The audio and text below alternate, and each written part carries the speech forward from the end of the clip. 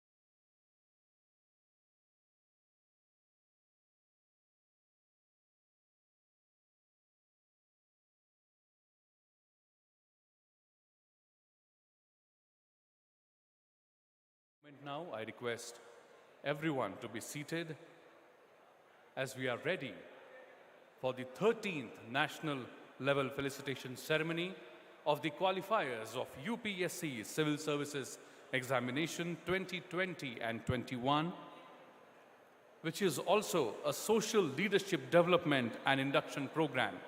Let's give a big round of applause as we are receiving our beloved founder, revered Professor Dr. Vishwanath Karad sir. A big round of applause, my friends, for our Executive President, Shri Rahul V. Karad, and all the dignitaries of this session. A big round of applause, my friends. We are present here in huge number. Let us showcase our energy and our commitment to build the social leadership of our country.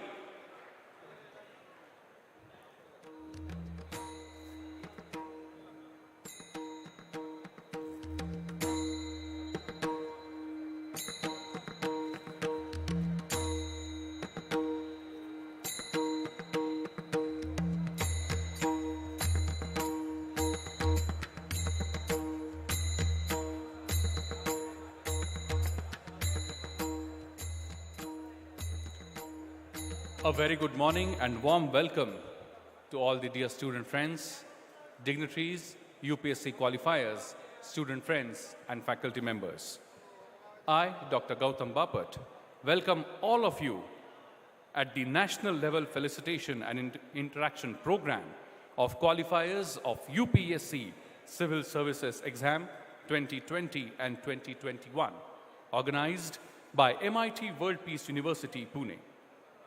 My friends, the National Level Felicitation Program for the Qualifiers of UPSC was initiated long back in year 2009 under the aegis of MIT School of Government, which is a constituent unit of MIT World Peace University, the flagship university of MIT Group of Institutions. Today, MIT as a group has charted immense growth and is one of the leading and most preferred private educational institutions in India. It now has 4 universities, 72 institutions, and over 65,000 students in the wide array of fields like engineering, medical, marine engineering, design, IT, business management, journalism, governance, liberal arts, design, film and television, and so on. In addition to imparting cognitive education, we seek to imbibe among our students respect for democracy, human rights, tolerance, and peace through UNESCO conferred chair at MIT World Peace Center. My friends, it is indeed my honor and privilege to welcome each one of you for this beautiful 3 days gathering of 13th National Level Felicitation Ceremony of the Qualifiers of UPSC Civil Services Examination 2020 and 2021. To understand a bit more about the concept of National Felicitation Ceremony, I would like to request my technical team if they can please relay a small film of the concept and glimpses on the UPSC Felicitation ceremonies so far.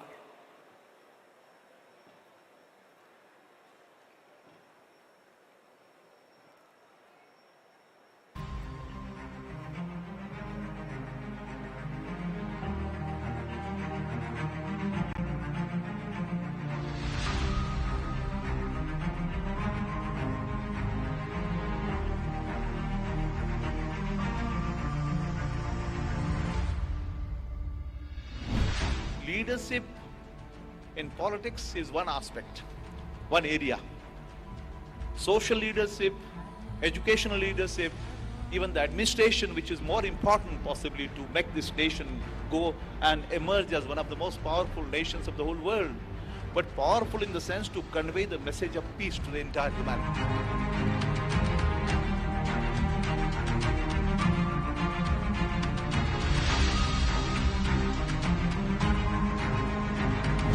I think the reason that I am here and why so many of you are here is because to us, we actually care more about the loftiness of the cause that we serve rather than our own personal grandeur. And that is why I think that the government belongs to you and you belong to the government.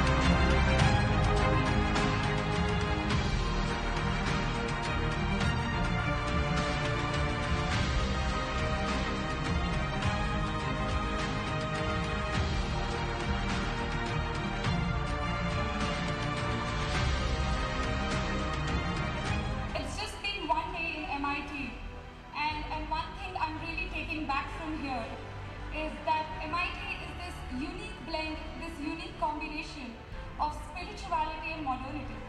It makes us rethink our roots, our ancient civilizational values.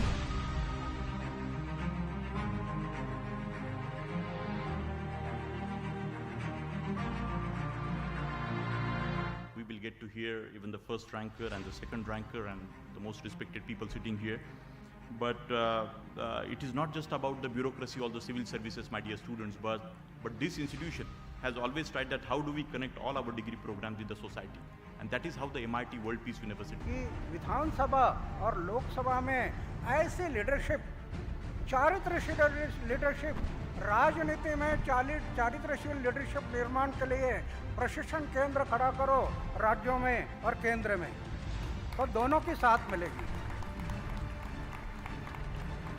चारित्र्यशील officer खड़े होंगे तो चारित्र्यशील जनप्रतिनिधि भी खड़े होना जरूरी है, और दोनों ने हाथ में हाथ मिलाकर आगे बढ़ना है। तो ये देश 70 साल में नहीं हुआ, सिर्फ 10 साल में देश खड़ा होगा। It's a privilege for me. Aspirants, they look up to us. So many toppers of this batch. It's also a great platform to know their story, their views.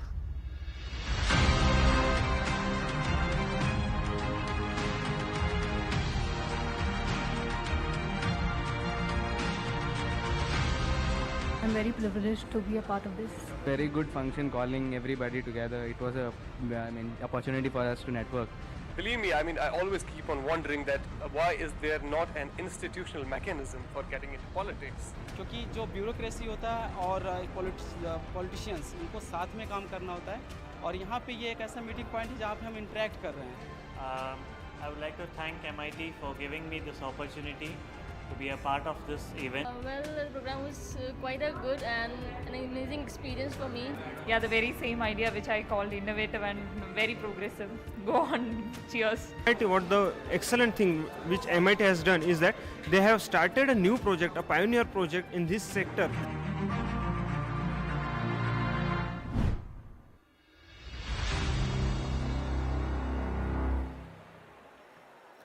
Thank you very much for that film. I think that deserves a big round of applause, my friends, for the last 12 years of UPSC Civil Services Examination Felicitation Ceremony.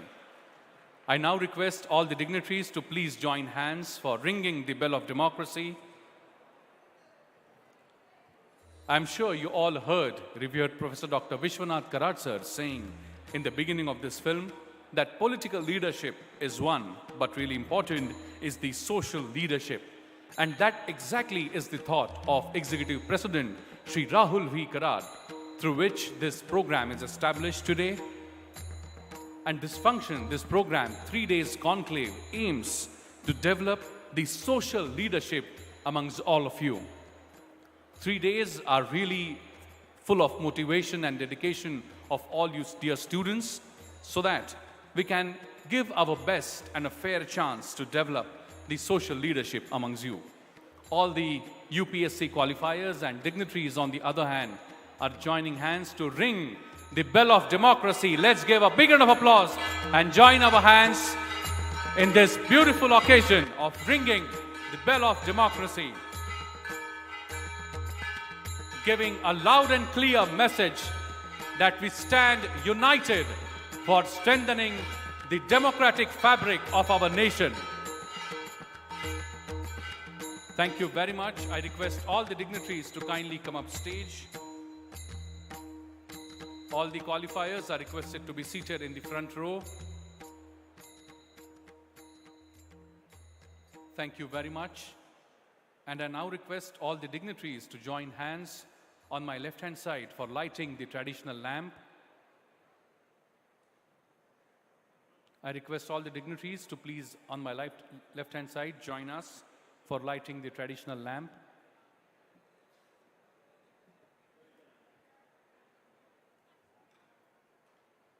All the dignitaries on the dais, revered Professor Dr. Vishwanath Karat sir, Shri Rahul Karat sir, Honorable Vice Chancellor, Pro-Vice Chancellors, Deans are joining their hands for lighting the traditional lamp.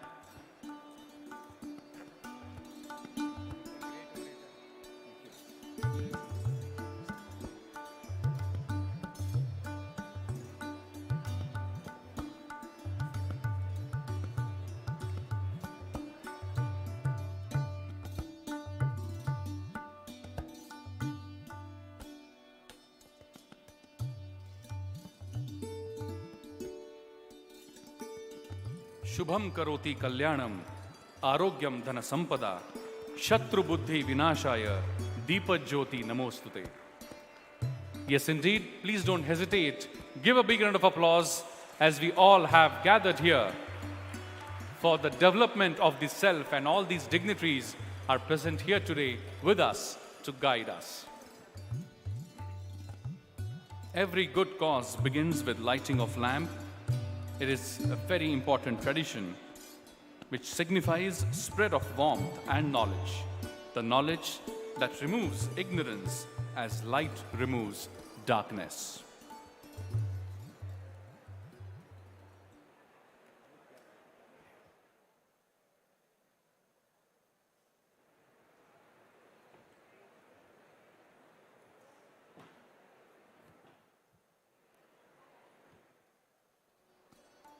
My friends, I just referred to the traditions of our country. We are a country where we say, Matru Devo Bhava, Pitru Devo Bhava, Acharya Devo Bhava, Atithi Devo Bhava. We regard our parents as our gods. They are our first teachers. They are our lifelong mentors. But when we have to face the loss of one of them, it is really a moment of pain. I request the Honorable Pro-Vice Chancellor of MIT World Peace University to say a few words.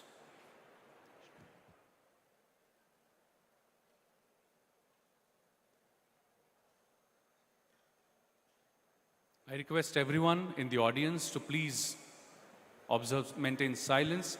Please be seated. Thank you. Good morning and namaskar to every one of you. मैं यहाँ पे खड़ा हूँ श्रद्धांजलि अर्पण करने के लिए. मित्रों, आज ये जो MIT का संपूर्ण विश्व है, जो संपूर्ण विश्व निर्माण हुआ है, उसके पीछे जो प्रेरणा है, प्रेरणा की उड़ान है, उस माँ का सपना यहाँ साकार होते नजर आ रहा है. उस माँ को कुछ इस तरह अपने जज्बात में नवाजा जा रहा है. जज्बात अलग है पर बात तो एक ही है. जज्बात अलग है फिर भी बात तो एक ही है. उसे माँ कहूँ या भगवान, बात तो एक ही है. मैं बात कर रहा हूँ परम आदरणीय विश्वधर्मी प्राध्यापक डॉक्टर विश्वनाथ कराड सर की धर्मपत्नी और एग्जीक्यूटिव प्रेसिडेंट राहुल जी कराड, इनकी माँ, हमारी आई साहब, इनका स्वर्गवास 20 जुलाई 2022 को हुआ था. आज का ये 23rd डे है. भगवान विट्ठल, पांडुरंग, भगवान महाविष्णु के चरणों में उनको स्थान प्राप्त हुआ है. उनके दरबार में वो आज भगवान महाविष्णु के साथ बैठी है. हमारी आई साहब को श्रद्धांजलि देने के लिए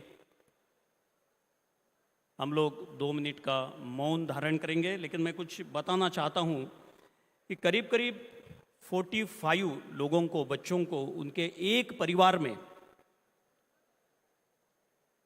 हमारी माँ साहब ने उनको संस्कार दिए, उनको एक अच्छा व्यक्ति बनाया. साइंस एंड स्पिरिचुअलिटी की बात करते हैं, ऐसे विनिंग पर्सनालिटी हमारी माँ ने निर्माण किया है, जिसका उदाहरण साक्षात राहुल जी कराड़ यहाँ बैठे हैं। It's a complete blend of science and spirituality जो विनिंग पर्सनालिटी के नाम से जाना जाता है। मित्रों, सारे कराड़ फैमिली पे एक बहुत बड़ा अनटाइमली अटैक हुआ है, लेकिन आप सबकी सद्भावना से, आप जो फैमिली के साथ रहे, आपकी सराहना से आज फैमिली फिर से खड़े होने की कोशिश कर रही है। मैं आप सबसे विनती करता हूं कि 1 मिनट आप अपने जगह पे खड़े होंगे और हमारी आई साहब को, वैकुंठवासी सौभाग्यवती उर्मिला देवी विश्वनाथ कराड़, इनको हम मौनपूर्ण श्रद्धांजलि अर्पण करेंगे।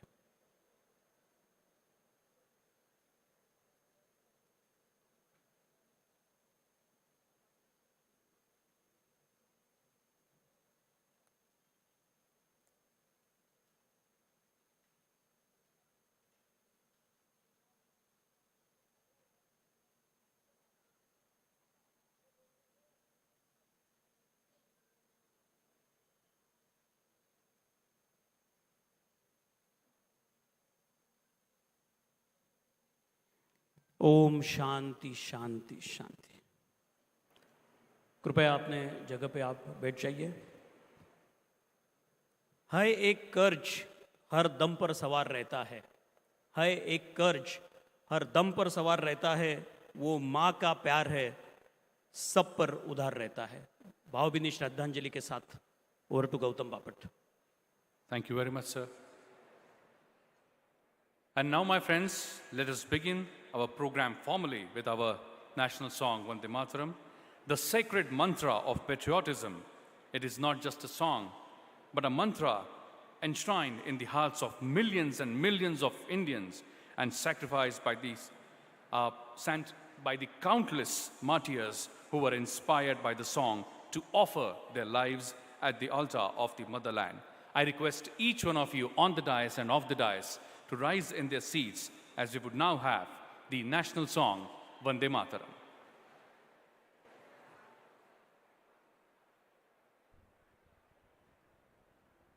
Vande Mataram, Vande Mataram, Sujalam, Sufalam, Malayaj Sheetalam, Shasya Shamalam Mataram, Vande Mataram,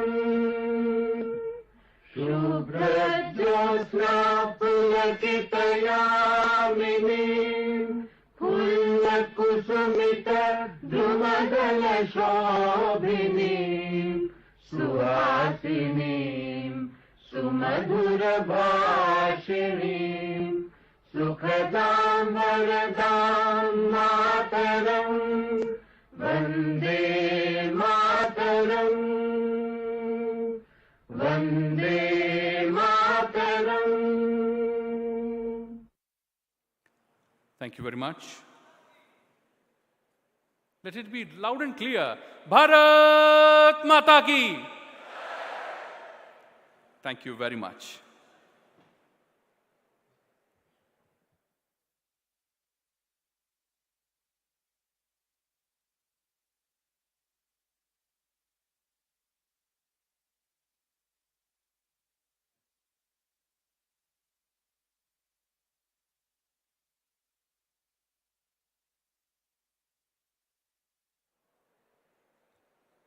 My friends, I can still see many students are looking for a place to sit. There are many students behind. You can please come forward. Even if you don't find a place behind the barricade, there are chairs in the front side of the barricade. You can occupy those chairs as well.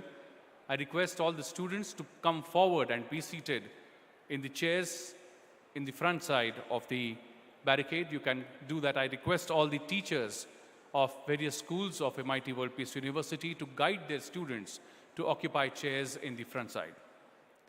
My friends, These 3 days are going to be very, very important for each one of us. This is probably for the first time, I'm not really sure, but I can definitely say we are one of the unique universities in this country where such kind of induction program, and not just an induction program, but a social leadership development program is organized. Next 3 days, each one of you is requested to be seated and be focused on all 8 important sessions of these 3 days, wherein every session will give you some or the other important insight to develop the social leader within you. My friends, it is important that any activity that we do, we first pray to the Almighty and bring peace within our hearts. I'm sure each one of you is aware, but let me bring to the attention and notice of all the dignitaries on the dais that every day in every institution of Myers MIT Group begins with a very special prayer. A prayer, generally the moment we say prayer, we think of a religion. But this prayer, which we call as the World Peace Prayer, which is a gift of our beloved founder, revered Professor Dr. Vishwanath Karatsa, to all of us, does not stand for any caste, creed, religion, or any section of society. But this is a prayer made to the Almighty for the world peace. I request each one of you on the dais and off the dais once again to please rise in your seats, fold your hands, maintain absolute silence, close your eyes, bring the image of your mother, father, your deity in front of your eyes, focus and pray to the Almighty to give us energy to absorb all the knowledge and wisdom that would be given from this stage in next 3 days. Please close your eyes, fold your hands. Let us first observe the silence, and then I would request for the World Peace Prayer.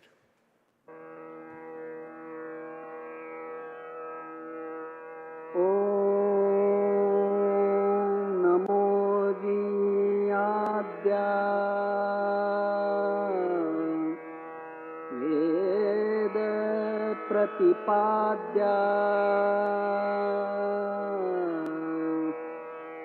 जय जय स्वसंवेद्या आत्मरूपा देवा तूचि गणेषु सकलार्थमति प्रकाशु म्हणे निवृत्तिदासु अवधारि गोदी गुरुर्ब्रह्मा गुरुर्विष्णु गुरुर्देवो महेश्वरः गुरु साक्षात् परब्रह्मा तस्मै श्री गुरवे नमः।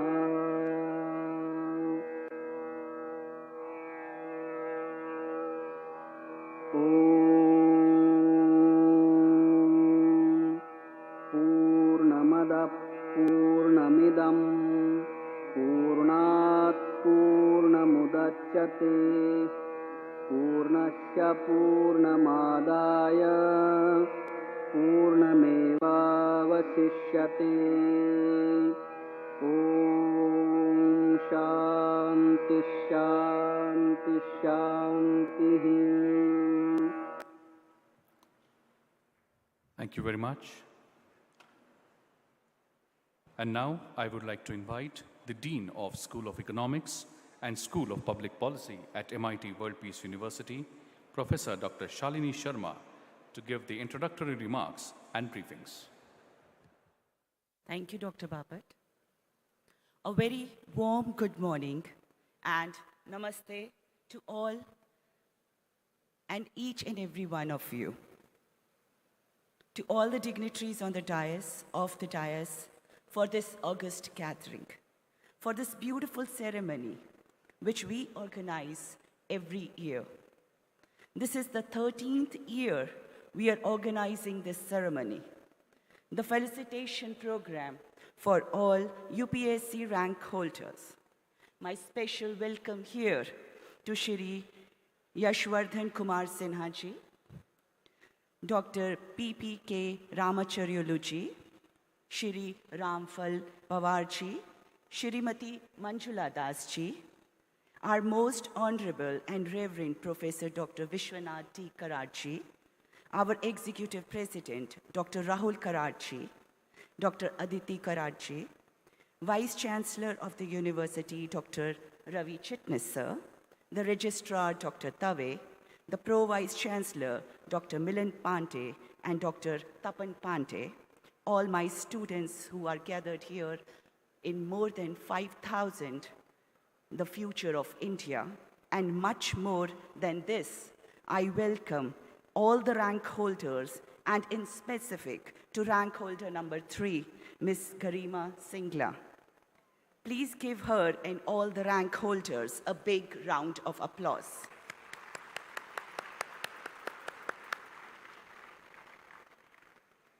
We are actually here today to celebrate your victory, to celebrate your success, because all have joined the profession of nation building.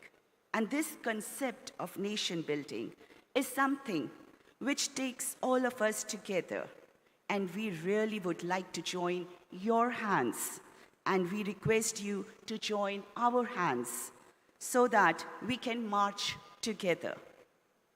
To expand the horizon and to strengthen the sense of belongingness, and for kindling the flame of ethical administration with the vision of Shri Rahul Karad, we started the national level felicitation ceremony of the UPSC Civil Services examinations in 2009. This is the 13th annual edition of this program. So far, more than 1,000 qualifiers have been felicitated by MIT. We continue to contribute our small part in recognizing this talent at a national level. When we see comparative democracies, maybe of UK, US, or any developed or developing nation for that matter, we can see the progress that they have achieved, which is definitely due to a stable, robust, democratic processes and systems. We can connect this important factor with our own democracy. Going back the memory lane, we can see where we started in 1947, the plight we were in, and where we are today. We have both a deep sense of satisfaction, gratitude, and a long way ahead. The past would not have been possible without our bright officers, be it in administration, be it in the police stream, be it in maintaining our relation with the outside world. Considering the challenges that Bharat is facing today, we all agree that effective, efficient, honest, upright, sensitive administrators are the need of the hour. With this objective in mind, we invite all the successful qualifiers and felicitate them at the hands of personalities of eminence. We attempt to give them the sensitization that they should always remember at whose hands they were felicitated and honored, and bestow upon them the great sense of responsibility on behalf of the nation. We are highly grateful to all the qualifiers today for coming from different parts of the country. The concept of nation building is behind each and every school at MITWPU, especially the School of Government, School of Public Policy, and the list just goes on. We always feel that government and civil services should march together. For this very purpose, we have the School of Government, MIT School of Government, which was launched by our visionary, Shri Rahul Karachi, in 2005, with a thought for developing future political leadership for the nation by giving systematic training to the youth for coming in politics, public life, and serving the nation. We also started the School of Public Policy, wherein we are training our students for UPSC examinations, along with acquiring their degrees in BA in Government and Administration. Sir, nation building is the main motto of MITWPU. It gives us immense pleasure to share with you all that MITWPU has been creating and continues to create national platforms for different integral stakeholders for nation building, such as teachers, students, women, sarpanchs, bureaucrats, spiritual leaders, corporates, and the list goes on. These are few of our initiatives for creating a blissful Bharat. We request you all to join us and be the change. Jai Hind, Jai Bharat. Thank you very much, Professor Dr. Shalini Sharma, for the introductory remarks. My friends, I hope and I'm sure that the message and the reason for which that we all have gathered here today is clear to all of you. We all talk about many things in our country today. We talk about e-vehicles, we talk about cryptocurrencies, we talk about metaverse, but what exactly is the grassroots reality of our country? On the other side, we unfortunately still talk of poverty, we still talk of cleanliness.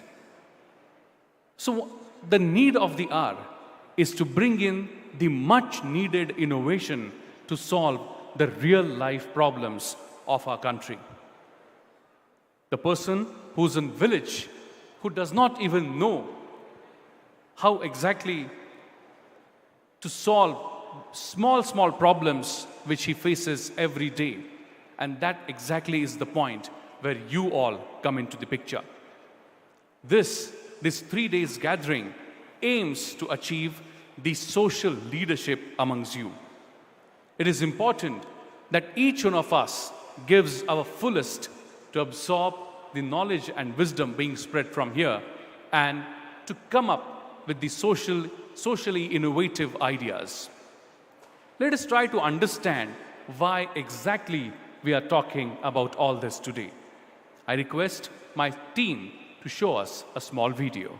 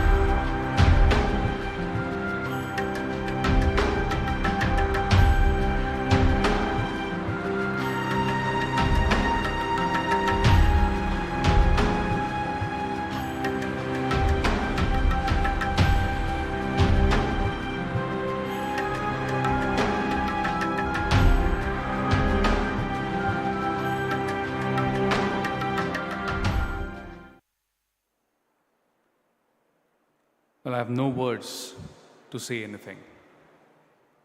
This is the gravity of the situation in our country. This is what is happening on the other hand of e-vehicles, cryptocurrencies, and metaverse. The onus is on our shoulders, my friends. We have to understand the real India. How exactly we are going to play our role to solve these problems. Next 3 days, starting from today, are the days of introspection. The days where we sit and think our role to take the socially important initiative. Thank you very much. And now it's time when I invite the Honorable Vice Chancellor of MIT World Peace University, Professor Dr. R.M. Chitnis, to propose the welcome address.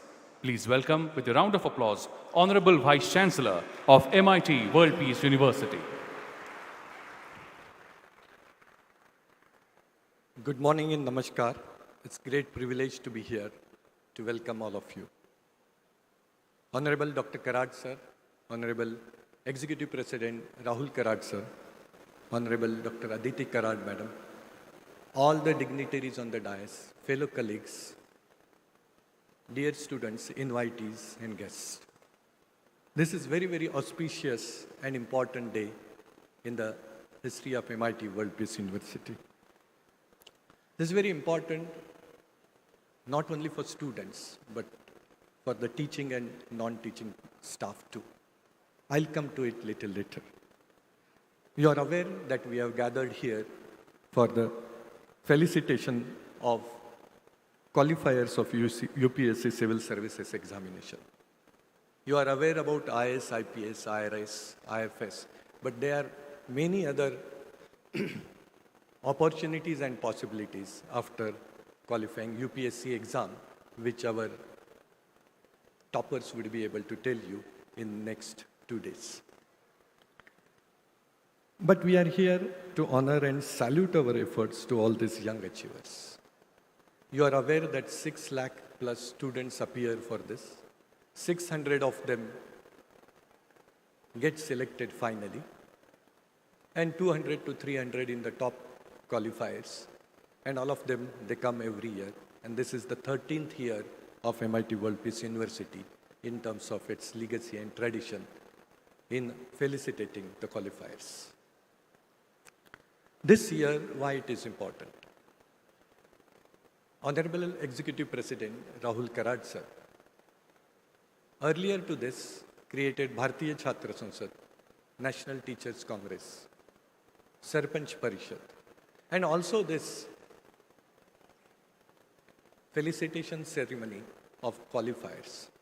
But this year is important because this year we are extending it or converting or combining it with the program titled Social Leadership Development Program. And this will be compulsory as a part of induction for all the first year students who are present here. All of you will attend 3 full days despite 15th August, and then you will be entitled for certificate for this particular social leadership development program. I am here to formally welcome on behalf of university. Let me go ahead and say that on behalf of our visionary founder president, Dr. Vishwanath Karad sir, our dynamic executive president, Shri Rahul Karad sir, Dr. Aditi Karad sir, all trustees of MIRIS MIT group of institutions, teaching staff, non-teaching staff, and the students, we welcome first of all the participants, all the guests, all the invitees here. But to be specific, those who are on the dais, let's go further and we cordially welcome the chief guest of today's felicitation program, Shri Yashvardhan Kumar Sinha ji, a former IFS officer, Indian Foreign Service officer, and currently the Chief Information Commission of India. Sir has worked as ambassador in different countries. I asked him about, given a choice between IIS and IFS, why you chose IFS? And I think during his speech, he will be able to give the answer. Our special guest of honor, Shri Ramphal Pawarji, former Director General of National Crime Records Bureau, Government of India. Our special guest of honor, Shri PPK Ramachari, Advisor Rajya Sabha Secretariat. We are truly honored to have these 4 distinguished personalities at this august gathering of complementing these young real heroes who would be felicitated at the hands of the stalwarts. A doyen of Indian industry, Ratan Tata, says that if you want to walk fast, walk alone, but if you want to walk far, walk together. And I think that's a great message for every aspiring youth, beginning of his or her bright career as UPSC civil services. We are sure that surely this will bring every member of the society together in your illustrious career and help them to walk far and have a social connect in your entire career as a first priority. Once again, a very warm welcome to all of you and our best wishes to all the successful officers for a bright and remarkable career in the service of nation. Thank you. Jai Hind, Jai Bharat.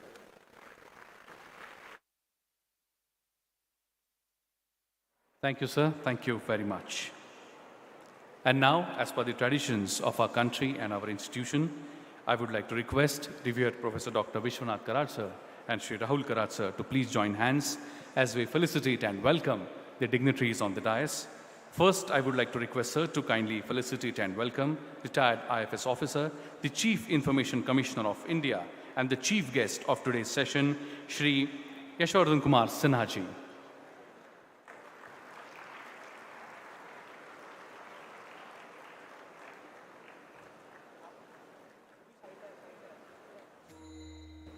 Let's give a big round of applause, my friends.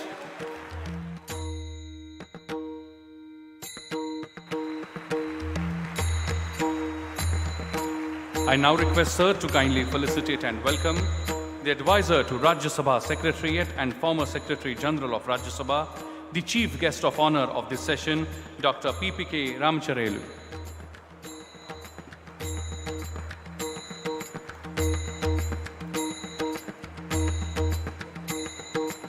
A big round of applause, my friends. We are present here today in big numbers, and these dignitaries have taken time out for us.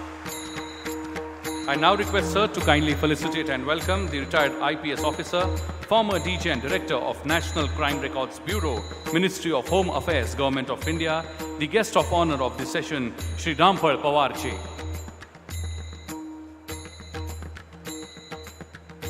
A big round of applause for Shri Ramphal Pawarji. Thank you, sir. Thank you very much for your presence. I now request sir to kindly felicitate and welcome the eminent lawyer, former chairman of Central Administrative Tribunal, the guest of honor, Advocate Manjula Dasji. A big round of applause for all the dignitaries on the dais.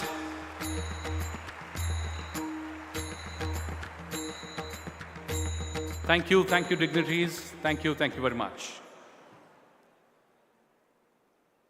And now it's time, my friends, when I invite the Managing Trustee and Executive President of MITES MIT and Executive President of MIT World Peace University and Chief Initiator of MIT School of Government, the first school of Bharat for political leadership and founder of Bharatiya Chhatra Sansad, National Teachers Congress, National Women's Parliament, World Health Parliament, National Conference on Media and Journalism, and Sarpanch Sansad. But before I invite him to address the gathering, I request my technical team to kindly relay a small film made on life and work of Shri Rahul Karad ji. A good idea is 10% inspiration and 90% implementation.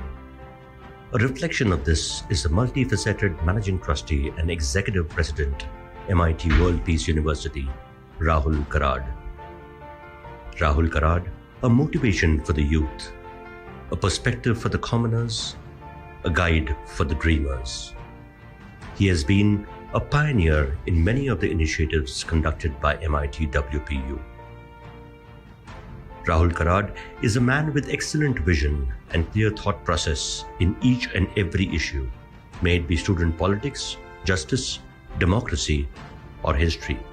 A Harvard alumnus, he started his journey as Executive Director of MIT Pune in 2001.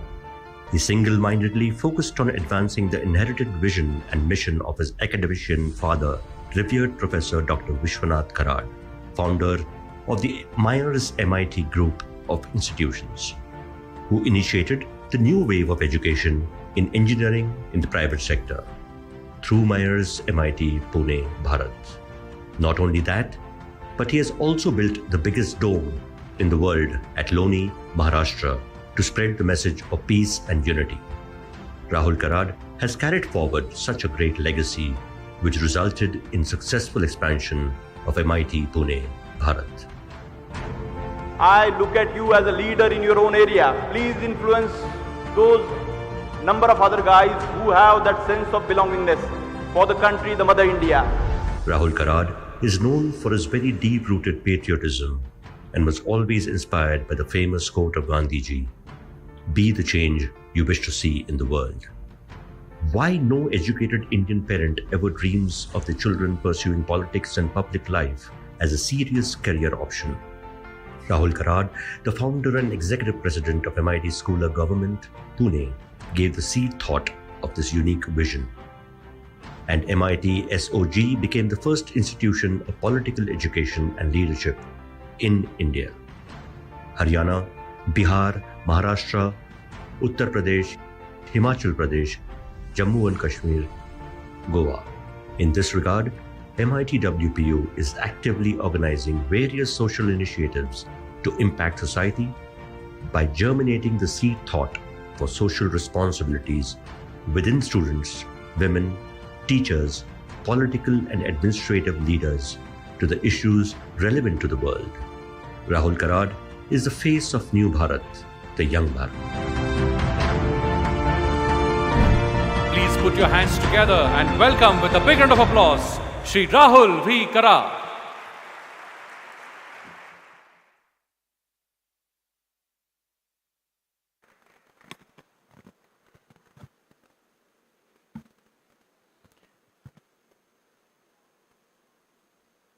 Janani Janmabhumisha Swargadapi Kariyasi. First of all, let me say thank you, all of you, my dear friends, that you paid the respect to my revered mother, Urmila Ji Karad, who passed away just 3 weeks before. Thank you so much for that condolence, support for Karad family and MIT Group of Institutions. Thank you. Yesterday evening, we had a small interaction with this very batch of 2021, all the UPSC qualifiers. We informally congratulated all of them. Last 13 years, these traditions we started, my dear friends, and this year, though the number is comparatively less, around 55 members, the UPSC qualifiers, they have come. I want to congratulate, first of all these very successful, committed, determined leaders who want to work in the area of civil services examination. Please give them a big round of applause. They are sitting in the front row. No words to express my happiness. Gamini ji, you are here on very much on the stage, who is a ranker 3. The ranker 1, Shruti Sharma ji and Ankita Agarwal couldn't make it because of whatever reason. But Gamini ji, you are here. Thank you so much. And definitely in this very, such a competitive exam in the country, which is very prestigious, even before the independence also. And you all have definitely achieved a great success. So I'm very, very glad to congratulate each one of you. Also, it is my duty to pay the respect to the chief guest of today's program, on behalf of our founder, our revered founder, Dr. Karad, who basically led the very unique vision for our institution, the first university in the World Peace University.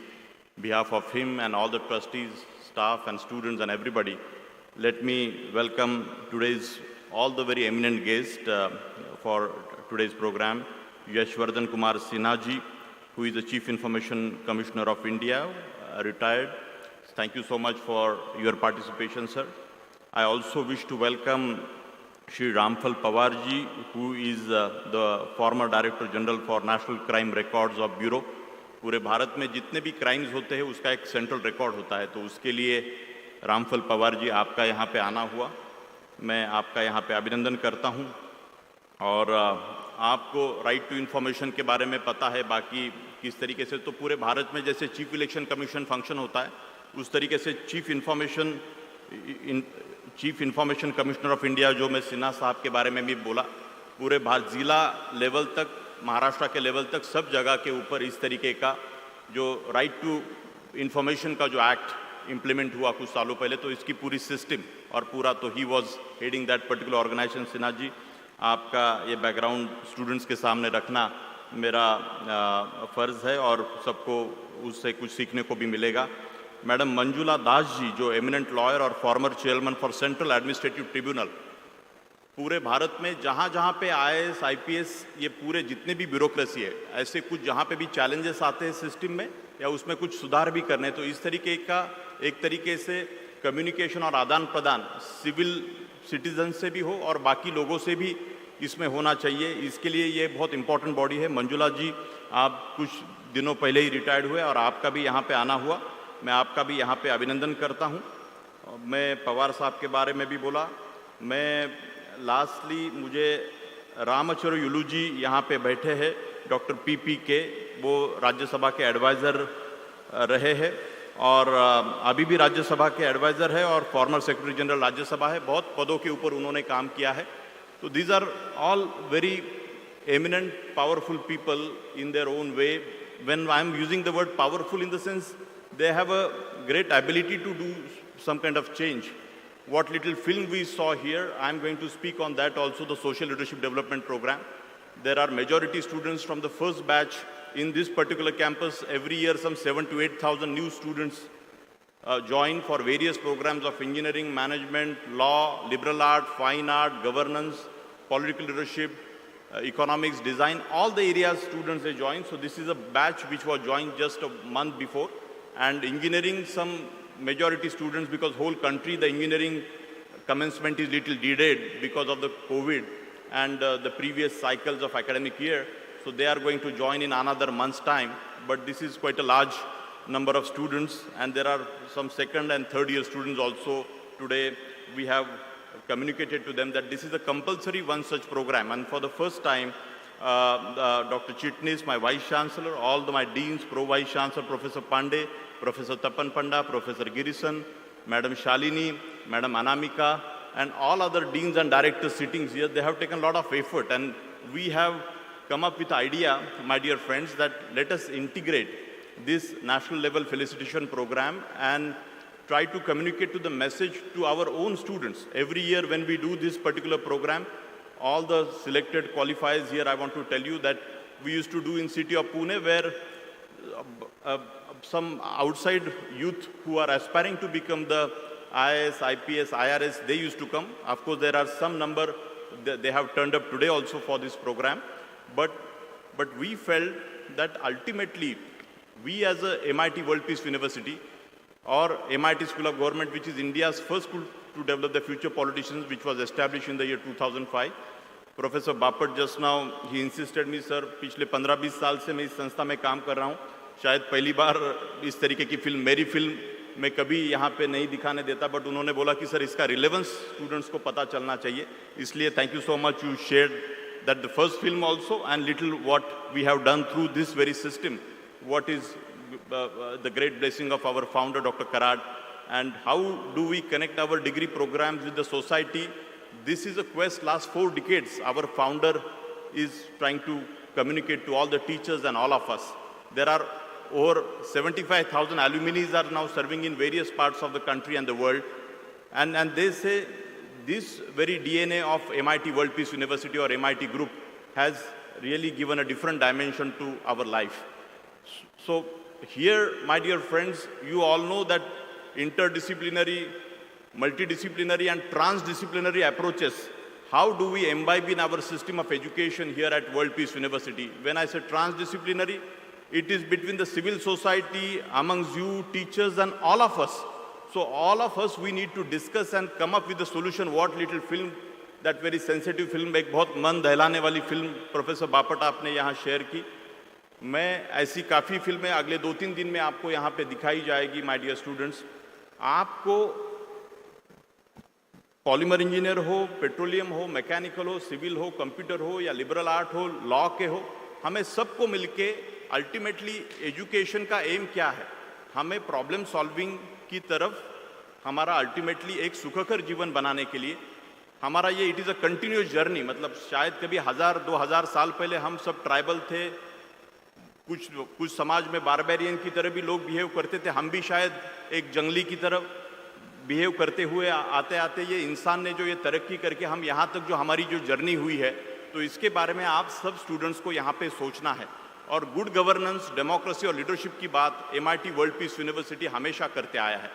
तो executive wing is a very important wing which is creating an order for the society, which is creating the great policies for the society.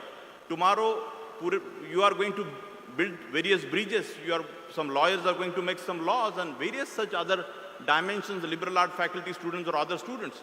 So you guys and the civil service society, we all have to, we all have to think that they are the designers for the whole 130 crore people. Particularly the politicians and the executive wing, and we have all these 4 pillars of our democracy, judiciary and media.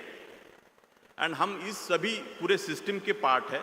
तो ये आप सब लोगों के सामने रखने के लिए ये फर्स्ट ईयर के जितने भी स्टूडेंट्स हैं, मैं सबको आपको अपील करता हूँ, बाकी भी स्टूडेंट्स को अपील करता हूँ कि अगले 3 दिन तक कंटिन्यूसली यहाँ पे अलग अलग जो बहुत सोशली जिन्होंने कमिटमेंट से काम किया, ऐसे सुबह 9 बजे से लेकर 5 बजे तक आपके अलग अलग इंटरेक्शंस होंगे, क्वेश्चन आंसर्स भी यहाँ पे चर्चा होगी, आप में एक डायलॉग होने वाला है. कुछ स्टूडेंट्स को भी शायद उन्होंने मौका दिया है बात करने का, लेकिन हमारी पर्टिकुलरली एकेडमिक बोर्ड मेंबर्स और हमारी सबकी ये इच्छा है कि you guys need to think from that perspective. We have a rural immersion programme, you all know that which is we are going to experience soon. There are peace studies programme which we have implemented. Every Thursday we have beautifully we do yoga. This is the only institution in the country. Sir, all the respected chief guests, I want to tell you that we have to do 25 times yoga, then only you go to second year. Likewise, structures and designs we have created, and our founder, what he laid down, the very culture and the ethos, the very philosophy for this institution, we, after 4 decades of this journey, now we are in a process to truly we want to measure the very transformation of all of you. Because you are going to be the change maker for tomorrow. As you pass out from this institution, you are going to go to corporates, the multinational company, international companies, Indian companies, everywhere. So ultimately, ivory tower में बैठ के हम हमारी खाली भारत जैसे देश का हमारा पूरा पूर्णत्व हो नहीं सकता. हमें सबको, स्टूडेंट्स को सबको मिलके विचार करना होगा. We can't afford to behave like capitalist nations like America, which is a melting pot of the world. It's a very beautiful nation and we all have aspiration and we all the time we look at the West. But I want to tell all my students that next 10-20 years are very, very crucial for us. And after 20 years, we definitely, we will be one of the important developed nations and the very unique democracy in the world. That is my firm belief, my dear friends. And you are the stakeholders. You guys need to really truly think, all the girls and boys and all of you, that how do we really transform this? There are so many now the startup and innovation culture. So this very dimension of social leadership development program, why we have come up with this idea. For the first time we have integrated and many officers have agreed that they are going to speak their mind in front of you. It is not that we expect that all of you become tomorrow IAS and IPS and IRS. But you guys truly need to create a very beautiful, in our democratic setup, you know, that vigilant approach and the, I mean to say, as active citizen of this country, we have to look at all these problems and issues, and automatically I think things will fall in line. That is my firm belief. And education system has a great role, my dear friends. not just MITWPU University, but many institutions in the country and the world, they have a very major role. And with that purpose in the classroom, teaching is very important, which my teachers and everybody, they are going to do. They are already doing it, and they will facilitate all those other parameters of research and academia and the very program designs and whatnot. But I think this very Sangoshti and the conference where such a 6 to 7,000 students of all the branches you are gathering here. Next 3 days I expect not just mechanical students, but law. So you all have to truly mingle with each other. And any problem in the society, agriculture problem can't be just solved by an engineer, by making a tractor. You need a legal approach, you need other design approach. So in that sense, you guys need to come close and think come out with the great solutions for transformation of our country. Not work in silos like and by working in silos, we can't resolve the problems, my dear friends. So that is the whole idea of this social leadership development program under the 13th national level felicitation ceremony. मैं आप सब लोगों को विनती करूंगा कि अगले 15 अगस्त को 75 साल आज़ादी के होने जा रहे हैं। मैं पिछले साल भर से इस विषय को थोड़ा बहुत बात कर पाया हूं कि हमारे भारत में रस्तों के नाम बदले गए, शहरों के नाम बदले गए। इसी तरीके से इंडिया, ये नाम, मेरा नाम राहुल मेरे माता पिता ने दिया। भारत का इंडिया नाम किसने दिया? The western people have given this name India. Bombay का नामकरण, मुंबई का नामकरण, बॉम्बे का नामकरण मुंबई हो गया। उसी तरीके से मैं आज मौका ले रहा हूं कि आप सब लोग यहाँ पे है कि हमारा 75 साल की आज़ादी के बाद मैंने पूरे भारत के सभी MLAs को, बाकी भी सभी अथॉरिटीज़ को मैंने मेरे कैपेसिटी से अपने संस्था के आपके बलबूते के ऊपर कम्युनिकेशन किया है कि इंडिया का नाम भारत होना चाहिए। 75 साल की आज़ादी, और हम इस तरीके से शायद अगले 10-20 साल बाद हम लोग भारत बोलेंगे तो इससे हमारा आत्मसम्मान बढ़ेगा और हमें इनोवेशन, और we are original thinker, we are not just cut copy paste all the time. We do not want to कि अमेरिका बहुत ग्रेट कर रहा है, चलो उन्होंने क्या किया कॉपी करो। That approach we have to really come out with. That is a DNA our founder has laid down, my dear friends. So you need to think on those lines. मैं दूसरी भी बात बोल रहा हूँ, 75 साल की इंडिपेंडेंस, मुझे कहीं ना कहीं लगता है कि प्रोफेसर पांडे, अगर मैंने ये बोला कि प्रोफेसर पांडे को राहुल कराड़ ने इंडिपेंडेंस दिया है, इसमें भी कहीं ना कहीं डोमिनेटिंग फीलिंग है, एक कॉलोनियल थिंकिंग। तो इंडिपेंडेंस डे का भी नाम सभी चीफ गेस्ट को भी मैं यहाँ पे कहना चाहूँगा कि can we think all the senior bureaucrats, independence day का भी नाम हम बदल के नेशनल डे बना सकते हैं क्या? ये भी मैंने प्रधानमंत्री जी को चिट्ठी लिखी और भारत के सभी MLAs को इसके बारे में मैंने विचार। कोई बोलेगा इससे क्या होगा भाई, ये करके क्या फ़ायदा होगा, बट मुझे ऐसे लगता है कि आने वाली पीढ़ियों को, इतनी बड़ी हमारी विरासत है पूरे भारत का और इतना प्राचीन इतिहास है अपना, और पिछले 1000, 2000, 5000 साल से, और तो वो उसको कहीं ना कहीं उजागर करने का टाइम आया है। मैं कोई बीजेपी या कांग्रेस या किसी का एजेंडा नहीं, मैं ये समझता हूँ, मैं कांग्रेस के भी लोगों को मैं बोलता था और भी पार्टियों के लोगों को मैं ये बात बोलता था कि जो नेशनलिस्ट तरीके से हम नेशन बिल्डिंग की प्रोसेस में, मुझे याद है पुराने समय में जितने भी कांग्रेस के नेता, उनकी एक स्टाइल काम करने की थी, बीजेपी के लोगों की, but nation building process is ultimately the most important thing. So सभी पॉलिटिकल पार्टियों को ये भारतीय छात्र संसद और अलग अलग जो platform, national women's parliament Andhra Pradesh में एक बहुत बड़ा दूसरा प्लेटफॉर्म हमने बनाया, और स्टूडेंट को सेंसिटाइज करना है, उनको सोशल सिस्टम में लाना है, सभी डिग्री प्रोग्राम्स को सोसाइटी के साथ कनेक्ट करना है। तो इसी तरीके से ये इंस्टीट्यूशन काम करते आई है। और मैं अगले 3 दिन को जो ये एक्टिविटी यहाँ पे होने जा रही, तो बस इसका आप पूरी तरीके से लाभ उठाइए। इससे आपका एक मोमेंटम बनेगा। अगले 2, 3, 4 साल में, जब 3 साल के भी प्रोग्राम, 4 साल के प्रोग्राम या PG लेवल के प्रोग्राम, आप इस सिस्टम से पास आउट होंगे। बट ये जो 3 दिन का ओरिएंटेशन है, ये कंपलसरी ओरिएंटेशन है आप सब लोगों के लिए, जिससे आपकी काफ़ी सारी विंडोज़ दिमाग की खुलेगी कि हमें इस तरीके से सोचना है, हमें इस तरीके से आगे जाना है। Then the teachers, all other visiting faculties, they all will facilitate and see that truly you guys come out with the great solutions, the innovative approaches and the scientific approaches, and you come out with the great research through this very prestigious MITWPU University. मैं फिर से एक बार आप सब लोगों को अभिनंदन करता हूँ, जितने भी UPSC के क्वालिफायर्स हैं। मुझे एक छोटी सी स्टोरी यहाँ बताऊँगा और 1 मिनट में मेरा भाषण मैं ख़त्म करूँगा। आदरणीय कराड़ सर यहाँ पे मंच के ऊपर बैठे हुए हैं। उनके जीवन में उनको IAS बनना था, विलेजेस में, खेड़ों में आप सब लोग जानते हैं कि कोई भी किसान परिवार हो या आज भी वही भावना है, सबसे बड़ा आदमी कौन, तो आईएएस है, कलेक्टर है। बट वो पढ़े लिखे नहीं थे। मेरे ग्रैंडफादर किसान थे और वो अपने अपने तरीके से उनकी जर्नी कर रहे थे। तो 10th के बाद उनके मार्क्स एक प्रोफेसर साहब ने देखे सोलापुर में, अरे भाई ये सर मुझे आईएएस बनना है, कलेक्टर बनना है। तो बोले आईएएस बनना है, बट तुम्हारे मैथमेटिक्स और इसमें मार्क्स बहुत अच्छे हैं, इंजीनियरिंग क्यों नहीं करते? तो वो बोले नहीं नहीं मुझे सर आईएएस बनना है, कलेक्टर बनना है। उनके मन में कुछ ऐसा एक गलतफहमी थी कि बीए बीकॉम या इस तरीके की ही डिग्री करके मैं आगे जाके कलेक्टर बन सकता हूँ। उनको ये भी पता नहीं था कि कोई भी डिग्री करके आप आईएएस या आईपीएस बन सकते थे। ऐसे किसान परिवार से मेरे ग्रैंडफादर बहुत, उनका भी एक विजडम था, बहुत पढ़े लिखे नहीं थे बट बहुत काबिल थे। और आगे चल के उन्होंने इंजीनियरिंग कंप्लीट किया COEP से, और 80s में पॉलिसी महाराष्ट्र की बन गई कि प्राइवेट कॉलेजेस महाराष्ट्र में कैसे होने चाहिए। एक आर्टिकल कराड़ सर ने लिखा कि महाराष्ट्र में प्राइवेट कॉलेजेस का बहुत इंपॉर्टेंट रोल होना चाहिए, जैसे तमिलनाडु कर्नाटका में बहुत पहले प्राइवेट इंजीनियरिंग कॉलेजेस निकले हैं। और दिशा मिली, और उसके बाद एक आदमी को जिसको कलेक्टर बनना था, तो आज इस पूरे शिक्षण संस्था में 60,000 के लगभग या उससे भी ज़्यादा छात्र पढ़ते हैं और अलग अलग विषयों में। तो जीवन कैसे कहाँ से कहाँ लेके जाता है। तो मैं ये 3 दिन की जो संगोष्ठी है, इसमें इस तरीके से आप सब लोग इसका लाभ उठा के इसकी तरफ देखें और and go with the flow, and you can definitely evolve as a great citizens of this country. Thank you so much. Jai Hind, जय भारत। धन्यवाद। Thank you very much, sir. Thank you very much for guiding us and letting all the students know that what exactly is the objective of this gathering and how exactly we are going to go forward.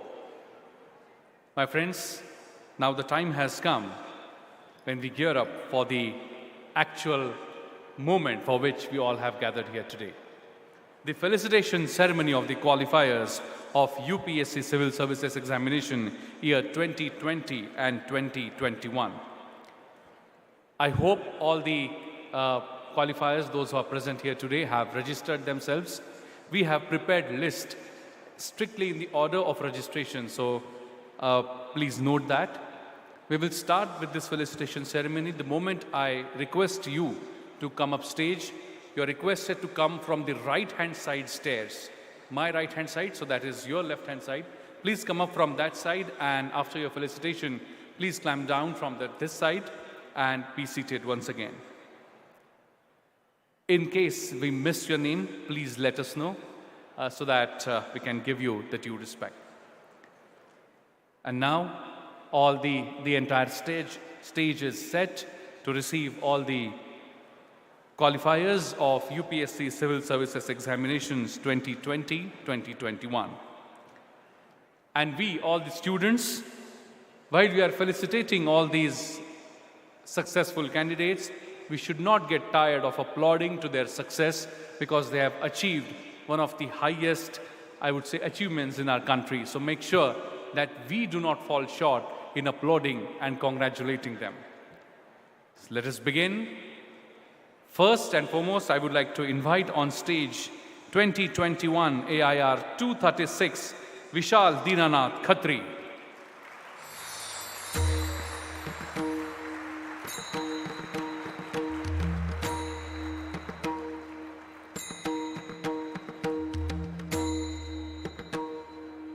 Next, I would be inviting AIR 423 year 2021 Pankaj Guzar. A big round of applause for Vishal.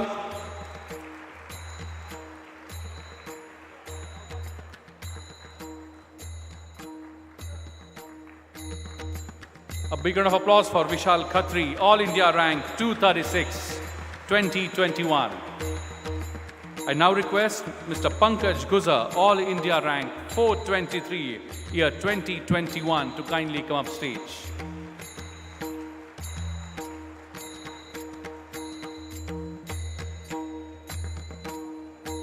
Heartiest congratulations, Mr. Pankaj. Next, I would like to invite Mr. Atulesh Jha, All India rank 131, year 2021.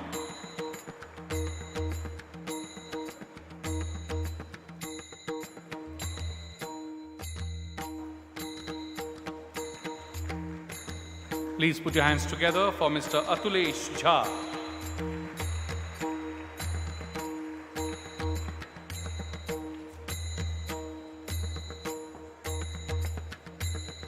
Next, I would like to invite Mr. Rakesh Akolkar.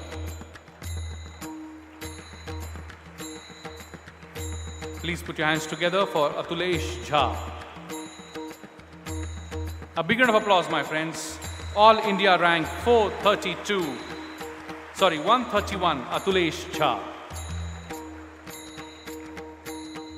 Next, coming on stage, Mr. Rakesh Akolkar, All India rank 432, year 2020.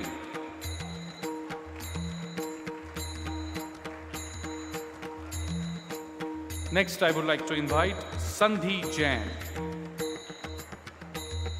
Heartiest congratulations, Mr. Rakesh Akolkar. Please put your hands together and welcome on stage Ms. Sandhi Jain, All India rank 329, year 2020.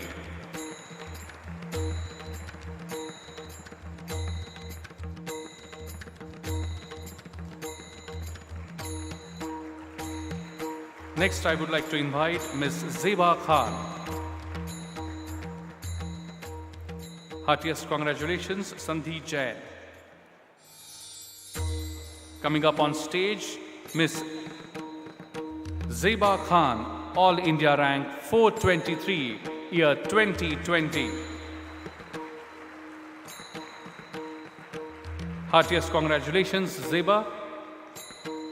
Next, I would like to invite Antariksh Jain.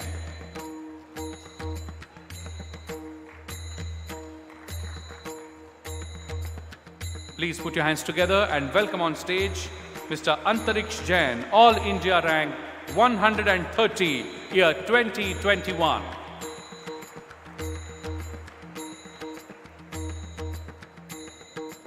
Heartiest congratulations, Antariksh.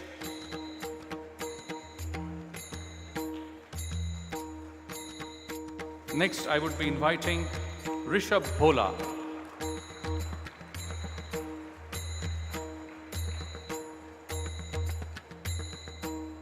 Please put your hands together and welcome on stage Mr. Rishabh Bhola, All India rank 410, year 2021.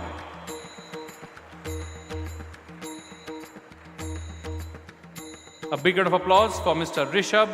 Heartiest congratulations. Next, I would be inviting Mr. Vineet Kumar.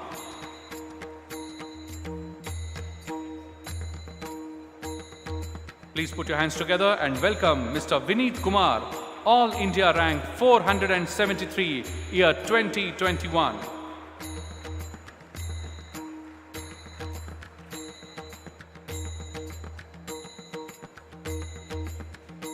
Next, I would be inviting Mr. Bankesh Pawar.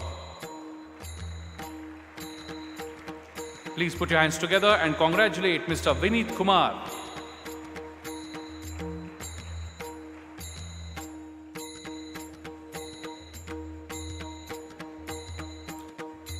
A big round of applause, my friends. We should not fall short to applaud to their success.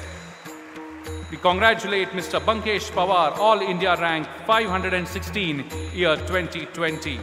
Next, I would like to invite Mr. Sachin Lande, All India rank 566, year 2020.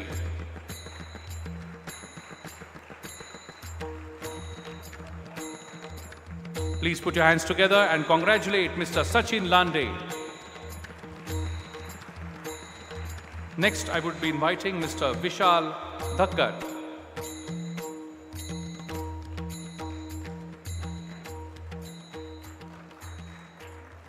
Please put your hands together as we welcome All India rank 39, year 2021, Mr. Vishal Dhakkar.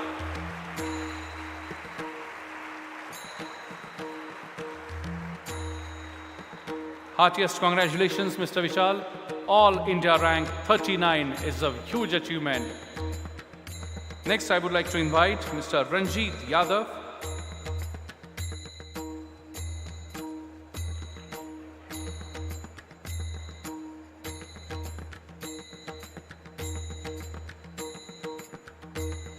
Please put your hands together and welcome on stage Mr. Ranjit M. Yadav, All India Rank 315, year 2021. Next, I would be inviting Mr. Chirag Mehta.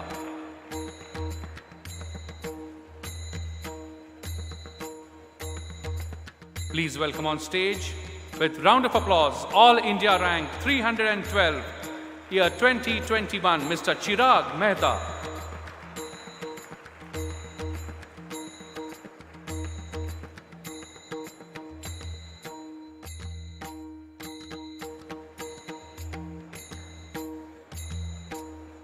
Next, I would be inviting Mr. Akash Sharma.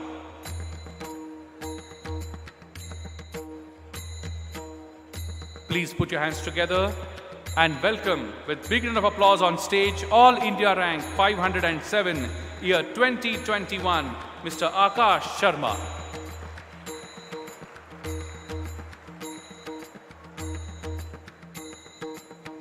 Next, I would be inviting on stage Mr. Vinay Kumar Gadge.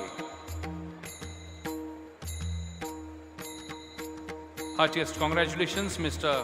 Akash Sharma. Please welcome with a round of applause on stage, All India Rank 151, year 2021, Mr. Vinay Kumar Gadge.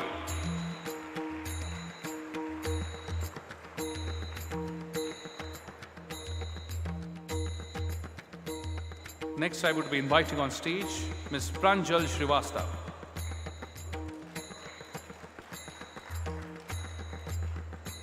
Please welcome on stage, All India Rank 299, year 2021, Mr. Pranjal Srivastava.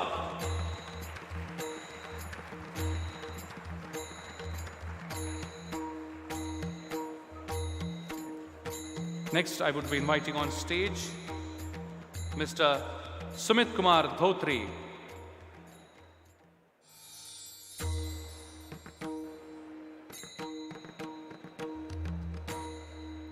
Please welcome on stage, All India Rank 660, year 2020, Mr. Sumit Kumar Dhotri.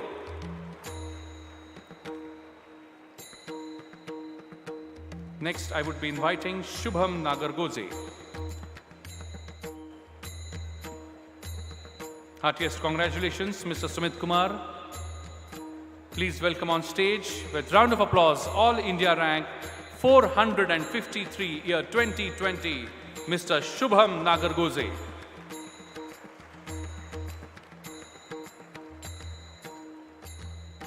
Next, I would be inviting Mr. Vikalp Vishwakarma.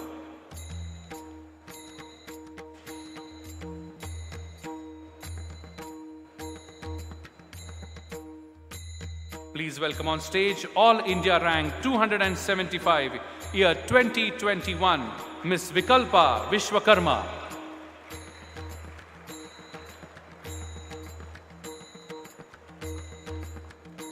Let's give them a big round of applause, my friends. They never got tired of studying and trying, so we do not get tired of applauding to their success. Next, I would be inviting on stage, All India Rank 204, year 2021, Arjit Mahazan.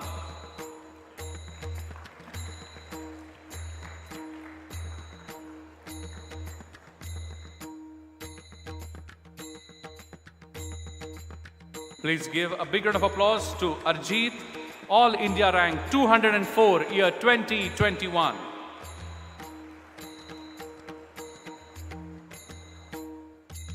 Next, I would like to invite on stage Shilpa Khanikar.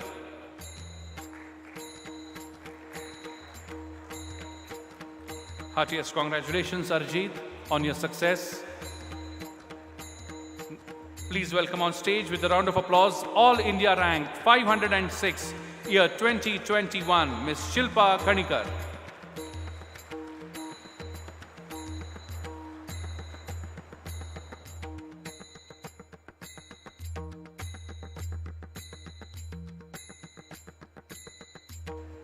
Heartiest congratulations, Shilpa. Let's give her a big round of applause and congratulate her on her success. All India Rank 506. Next, I would like to invite on stage Ayushi Kalwar.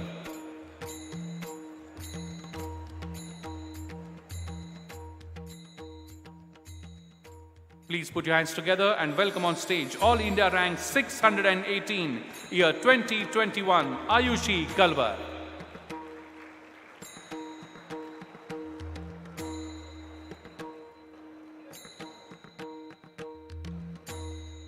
Heartiest congratulations, Ayushi, on your success.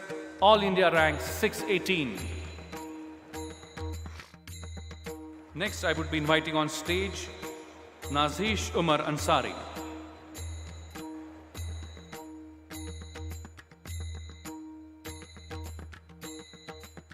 Please welcome Nazish with a round of applause. All India Rank 344, Year 2021, Nazish Umar Ansari. Next, I would be inviting Rachit Kumar Gupta.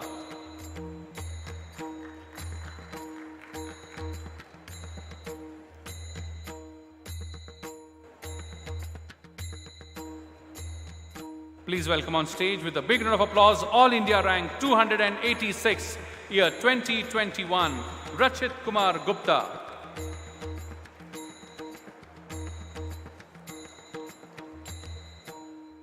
Next, I would like to invite Darshan Dugad.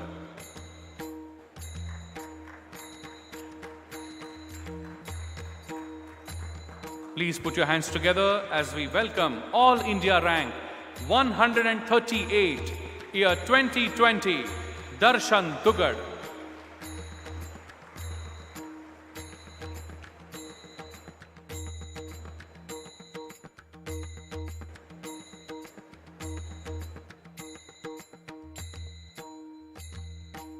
Next, I would be inviting on stage Jasmine.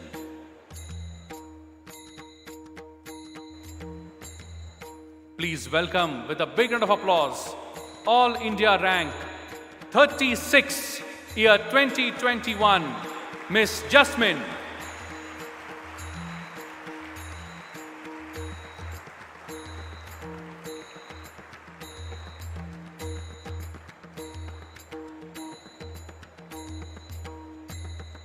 Please give a big round of applause, my friends, Miss Jasmine, All India Rank 36. Next, I would be inviting Ms. Geetika. Please welcome, with big round of applause, Year 2021, All India Rank 239, Ms. Geetika.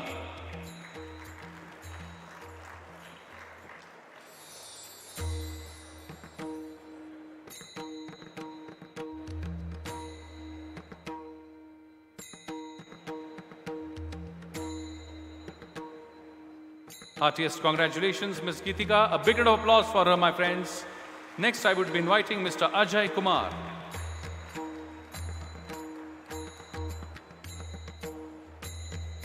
Please welcome on stage with a big round of applause, All India Rank 509, Year 2021, Mr. Ajay Kumar.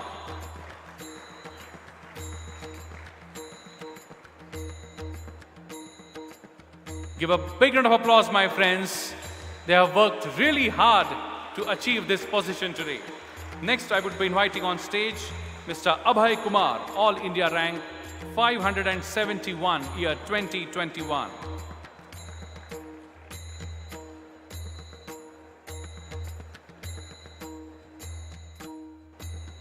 Please welcome with a big round of applause, my friend, Mr. Abhay Kumar, All India Rank 571.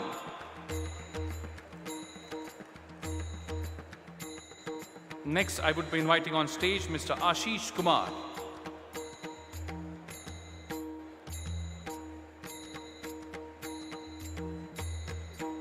Please welcome on stage with a round of applause, All India Rank 362, Year 2021, Mr. Ashish Kumar.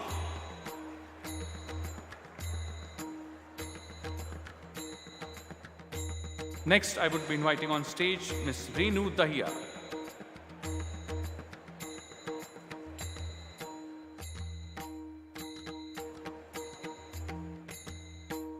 Please welcome on stage with a big round of applause, All India Rank 607, Year 2021, Ms. Renu Dahiya.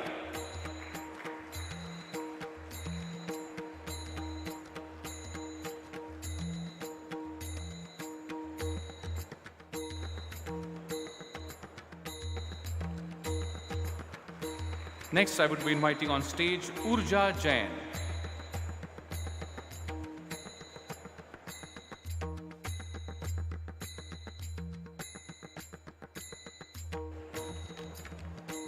Please welcome on stage, with a big round of applause, my friends, All India rank 519, year 2021, Miss Urja Jain.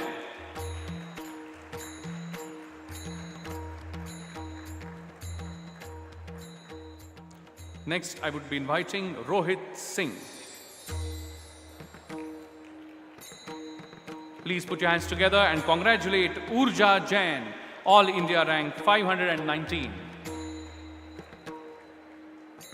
Please welcome on stage, All India rank 480, year 2021, Mr. Rohit Singh.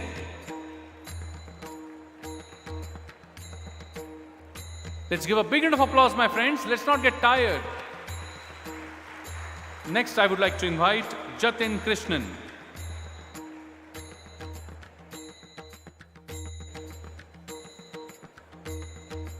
Please put your hands together and welcome on stage, All India rank 278, year 2021, Mr. Jatin Krishnan.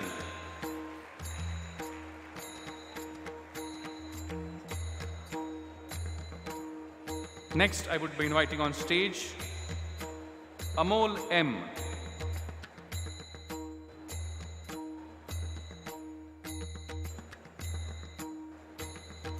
Please put your hands together and welcome on stage, All India rank 402, year 2020, Mr. Amol.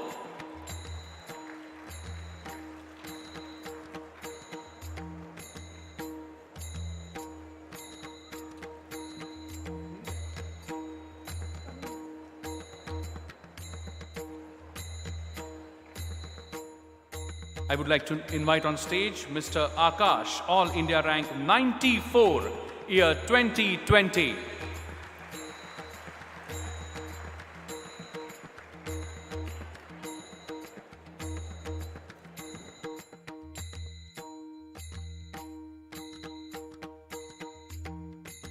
Please put your hands together, my friends. All India rank 94, year 2020.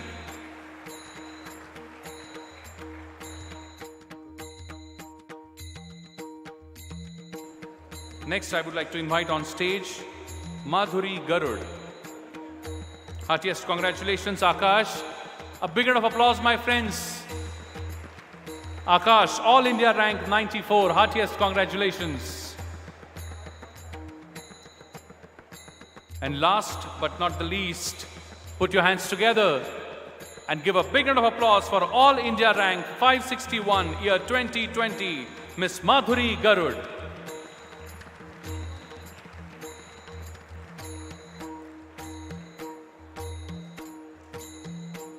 Please let us know if we have missed any name. I apologize in advance, but please let us know if we have missed anyone. Great. No one. Thank you very much, all dignitaries. But please be there, as now it's time when we congratulate. May I have all ears, please. May I have all ears. Let us put our hands together and congratulate and felicitate UPSC Civil Services Examinations All India Rank 3, year 2021, Ms. Gamini Singla. As we present her with the shawl, citation of honor and award prize demand draft of Rs 51,000 as token of appreciation. A big hand of applause, my friends, for Gamini Singla.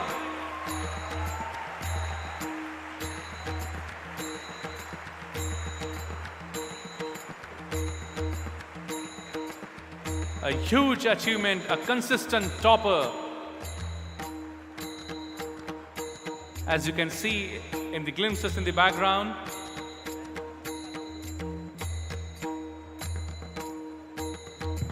a moment when she made not just her parents, but entire country proud. Yes, indeed, we all are proud of you. A big, big round of applause once again for Gamini Singla. Thank you very much, dignitaries. I now request you to kindly accept the chairs again, and I request Gamini Singla to respond and say a few words on behalf of all the UPSC qualifiers of year 2020 and 2021. It's a big achievement and hard work for all of them, so I request her to express their thoughts on behalf of all of them. Once again, put your hands together and welcome on mic Gamini Singla. A very good afternoon, everyone. And firstly, I want to thank all the dignitaries and the team of MIT Pune from behalf of all the UPSC rank holders that are sitting here. And I also want to congratulate all of us once again for having this feat. And all the youngsters who are present here, a very warm good afternoon. And I have been on the other side a lot of times when I was an engineering student. And I know it becomes really tricky to listen to a lot of speeches. So I'll keep it really short. And I'll try that I give back something which I wanted to listen when I was on the other side. So I will not take much time, so let's start. I think that when we enter into a college, we have a lot of dreams, and we think that what to do is something we want to discover from the college. So the first part that I struggled with was that how to come to the point where I decide what do I do in the life. And for that, my dear friends, I think college is an opportunity. When you're graduating, it's a huge opportunity with diversity. We have lots of people we interact with.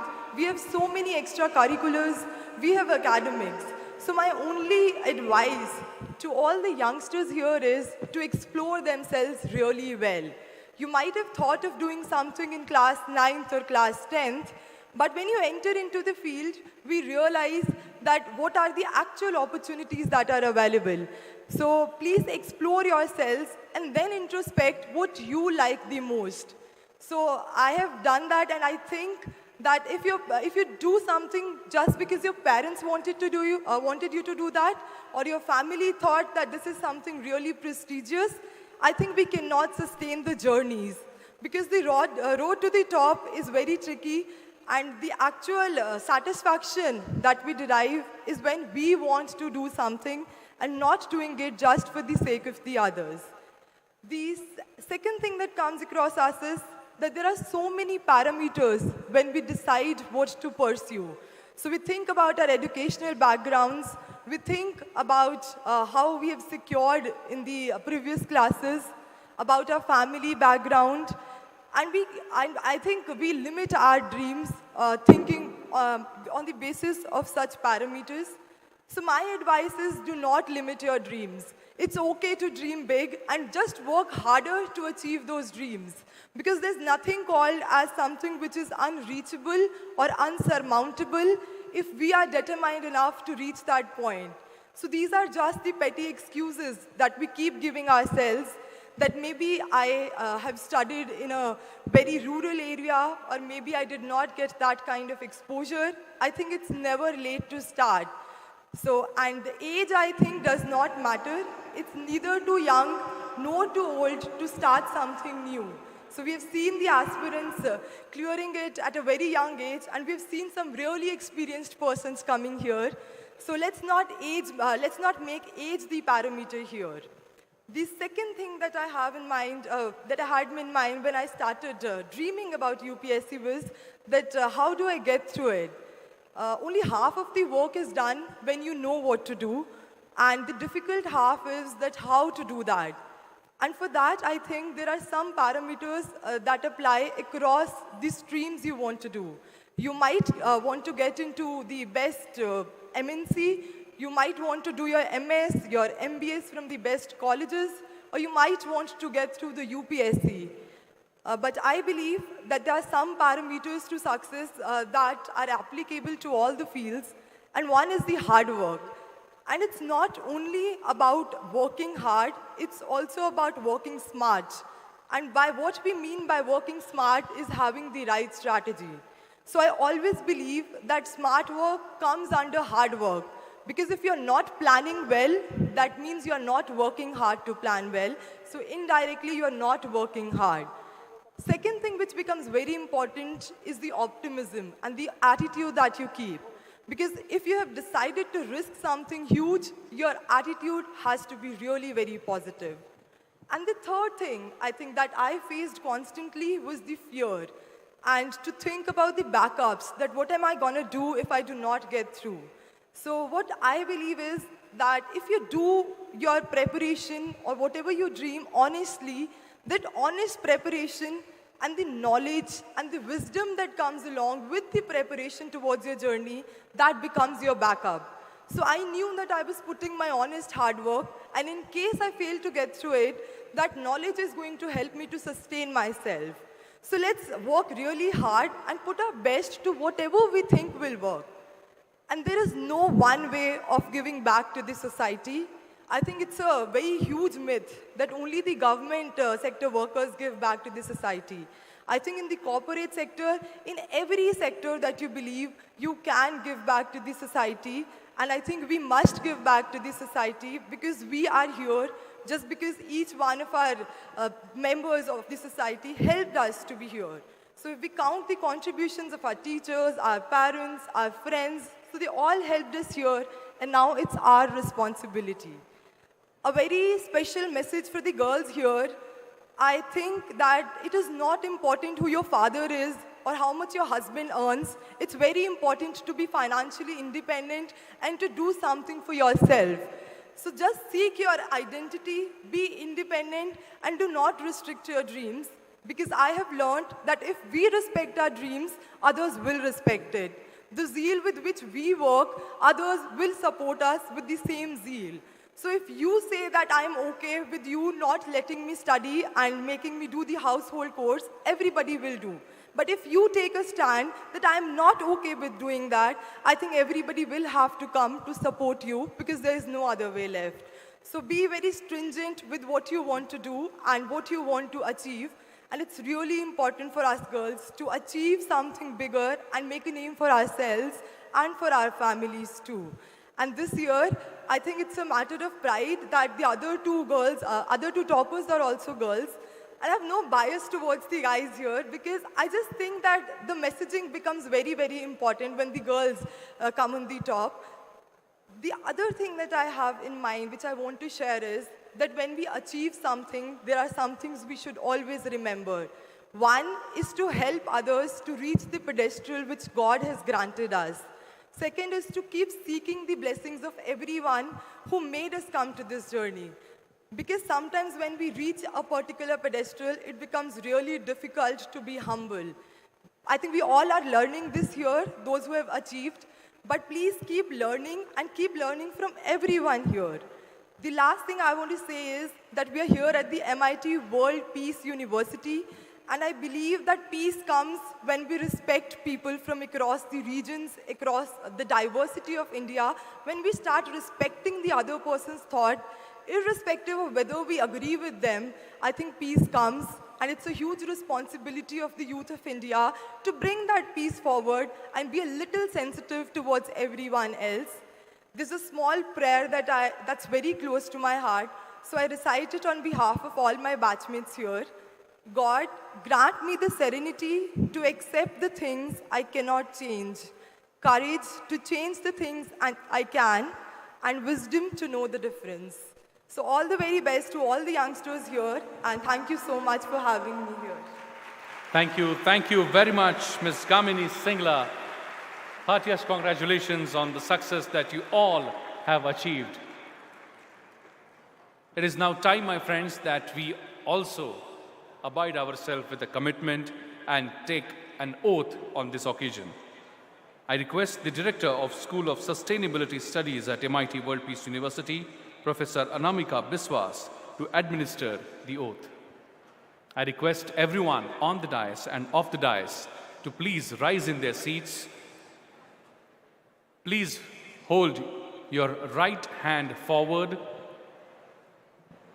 Everyone, please hold your right hand forward and repeat after Professor Anamika Biswas. हम सभी MIT विश्व शांति विद्यापीठ के छात्र यह प्रण करते हैं हम अपने परिवार, समाज एवं देश की सामाजिक समस्याओं व कमियों को समझने का तथा उन्हें सुलझाने का प्रयास करेंगे। हम अपने विचार, कर्म तथा संकल्प से भारत के हर गांव, हर जिले एवं हर राज्य के विकास एवं उत्थान के लिए वचनबद्ध एवं कार्यरत रहेंगे। हम गरीबी, अशिक्षा, बेरोजगारी, मानवीय तथा प्राकृतिक शोषण को मिटाने के लिए जागरूकता तथा प्रेरणा का स्रोत बनेंगे। हम अपने इस प्रण को भारत माता के चरणों में समर्पित करते हैं। जय भारत, जय Hind. Thank you. Thank you very much, all the dignitaries and the student friends. I'm sure these two lines we have heard n number of times in our lives. लहरों से डरकर नौका पार नहीं होती, कोशिश करने वालों की कभी हार नहीं होती. All these dear students, the UPSC qualifiers, are the living examples of these two lines. There is one more such example sitting on the stage among us. A person who made a commitment 40 years ago, saw a dream of a society who's working towards world peace. A person who relentlessly worked for 4 long decades and made his dream come true. He created a monument for entire world to look at as the monument of world peace. Entire humanity is proud of this monument of world peace. Revered Professor Dr. Vishwanath Karad sir. Yes, indeed, I'm talking about him and his commitment and his dream that he saw many, many decades ago and which has now come to reality. To take us through the glimpses of St. Philosopher Sri Gyaneshwara World Peace Prayer Hall and World Peace Library, the World Peace Dome, I request my technical team to kindly relay the film.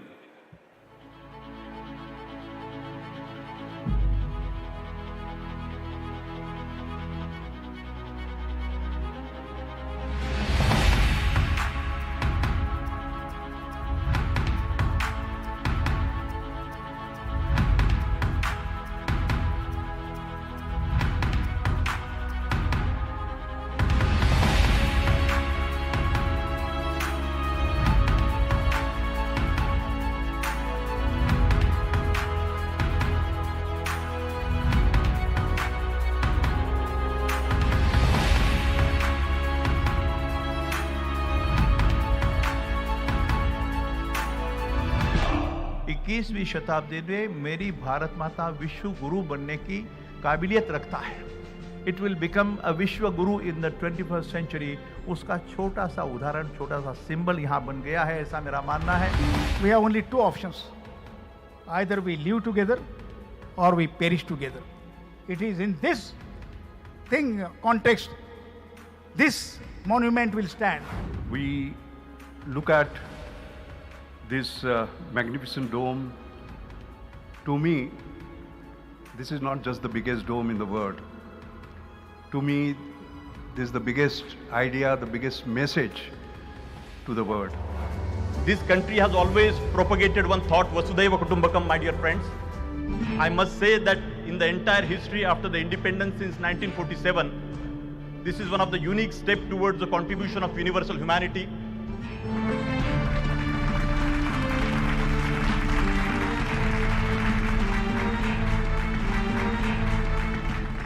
I appeal to the Vice President and Honorable Chief Minister to recognize this World Peace Dome as a structure of national and global importance and support to promote it in such a way that it evolves as one of the prominent tourism destinations of the world.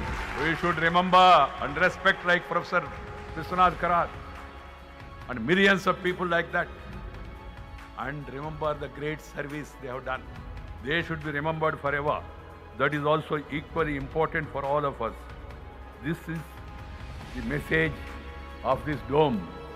This is the idea of the dome. This is the tallest, not only in size, but also in ideas.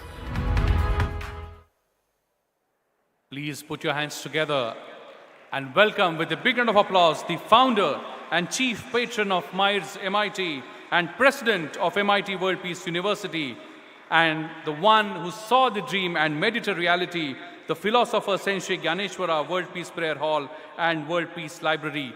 Please put your hands together and welcome with a big round of applause, my friends, the UNESCO chairholder, revered Professor Dr. Vishwanath D. Karat.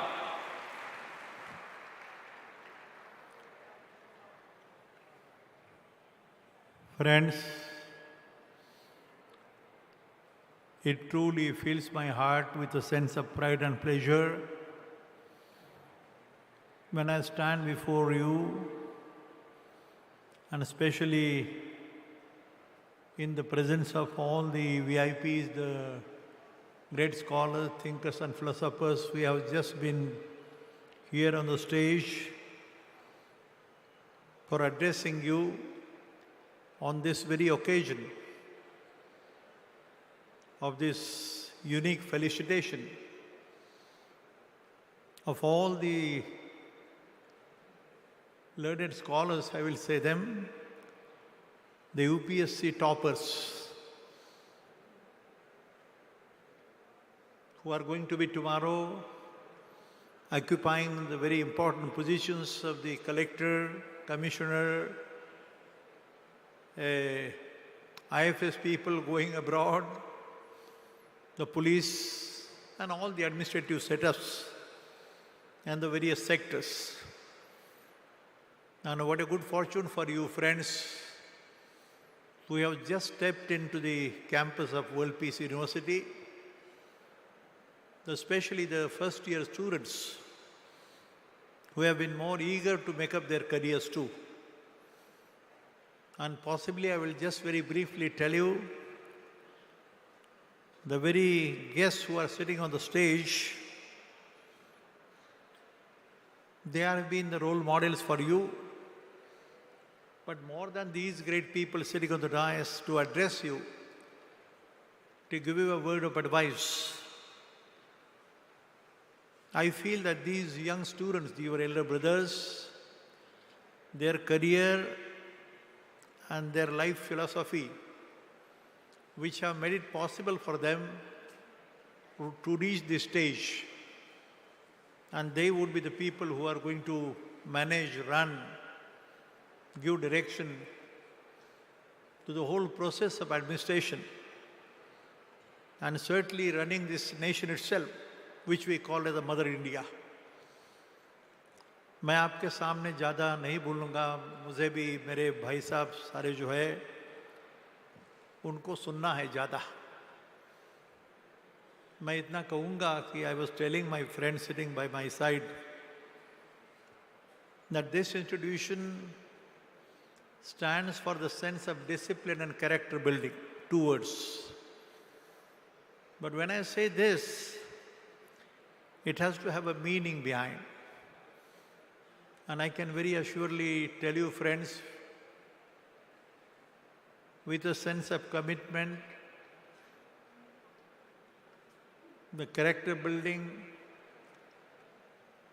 the discipline that we have been emphasizing, and we have been calling them, every one of you, to develop your winning personality. This very word which was used in the year 1983 when MIT was started. We said you should be physically fit, mentally alert, intellectually sharp, but spiritually elevated. The last word, which has a great meaning, because it has been uttered by the great noble son of India, Swami Vivekananda, while addressing the World Parliament of Religions in Chicago, the first World Parliament, which has been my ideal. Friends, you should not forget that while addressing the World Parliament, he had uttered this sentence which many of these youngsters who have done their UPSC examination must be certainly knowing it. But he had said that time 3 sentences. The very first sentence was he told the world community, nearly about 5,000 topmost delegates of the world community. He tells them positively and says to remember for the lifetime, union of science and religion / spirituality alone will help you to bring harmony and peace to mankind. ये आपका दायित्व है भाई. मानवता का संदेश, सहिष्णुता का संदेश, जिसके नाम पे भारत दुनिया के सामने विश्वगुरु के रूप में आने वाला है, यह सिद्धांत है. But the second sentence he had said at the time was, while he was addressing the people around, he says, friends, remember, please give me a few men with the muscles of iron and nerves of steel, and I'll change the face of Mother India, my Mother India. यह स्वाभिमान की बात है, गर्व की बात नहीं. ये बड़े स्वाभिमान से स्वधर्म यह शब्द को जानकर, स्वत्व कहता है, स्वाभिमान क्या होता है, स्वधर्म क्या होता है, साइंस क्या होता है, स्पिरिचुअलिटी क्या होता है, इसका पूरा मकसद समझने के बाद विवेकानंद, तुम्हारे एक भाई ने कहा है कभी, तुम्हारे और मेरे लिए. And that has been the ideal of this World Peace University. But friends, remember, there is a third sentence which he says again. He tells the people of the world community, and he says, please understand what religion stands for. ये धर्म क्या चीज है भाई? धर्म ग्रंथ क्या होता है? भगवत होली भगवत गीता हो, होली बाइबल हो, होली कुरान हो, होली त्रिपिटक हो, सारे धर्म ग्रंथों का चिंतन बोला है. And finally he says, remember friends, religion is nothing but to perform your duty. Duty toward the mother, the father, the family, the society, the nation and the whole world. World as one family. Vasudhaiva Kutumbakam is the शब्द है, एक ही शब्द है. बड़ी सरलता से, with all the logic, philosophy and a scientific basis, these words have been uttered by your own brother in 1893. And thereafter, the same noble son, your own brother, friends, he says to the world community again in 1897. When he tells the world that time, we were under the clutches of the British. We were under the clutches of the British. British राज था.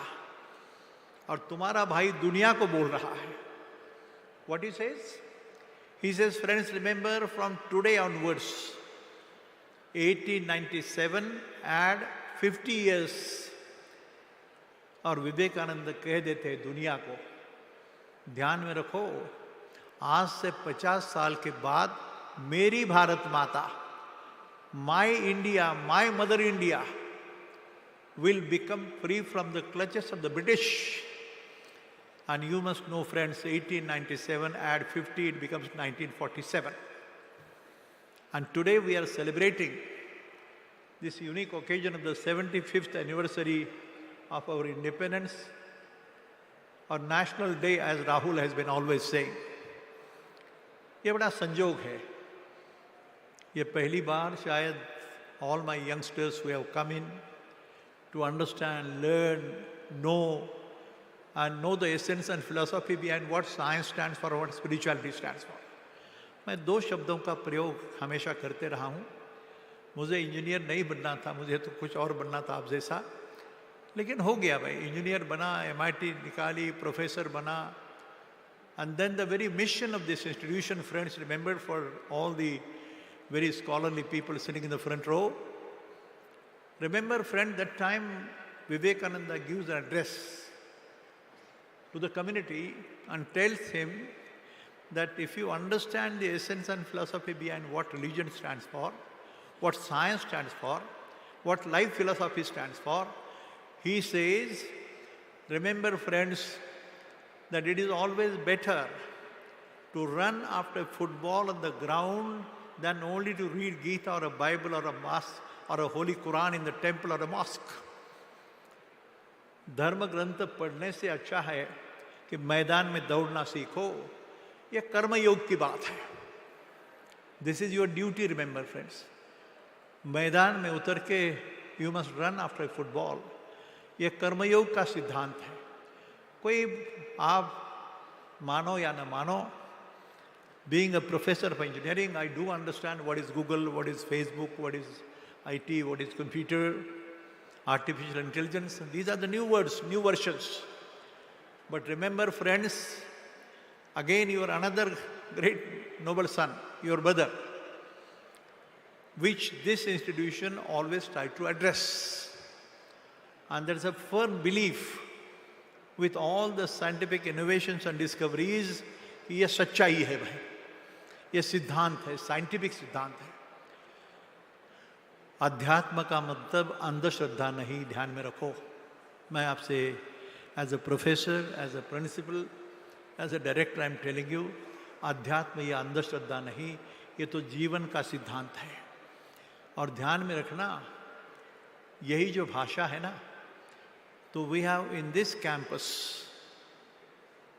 Philosopher Sant Dnyaneshwara to Albert Einstein. ये प्रयास है. ये I am using a very typical word. I wrote this article 30 years back, based on which this institution functions, and this very unique function of felicitating you toppers with a hope and expectation that you are going to run the society. Rather, I should not say, I have no comments on the political aspect of it. The ministers, the elected representatives may have the authority, but to show the direction is your job. You are the people. To say right or wrong, to stand firm and erect. Remember your own mother and father when you do your duty.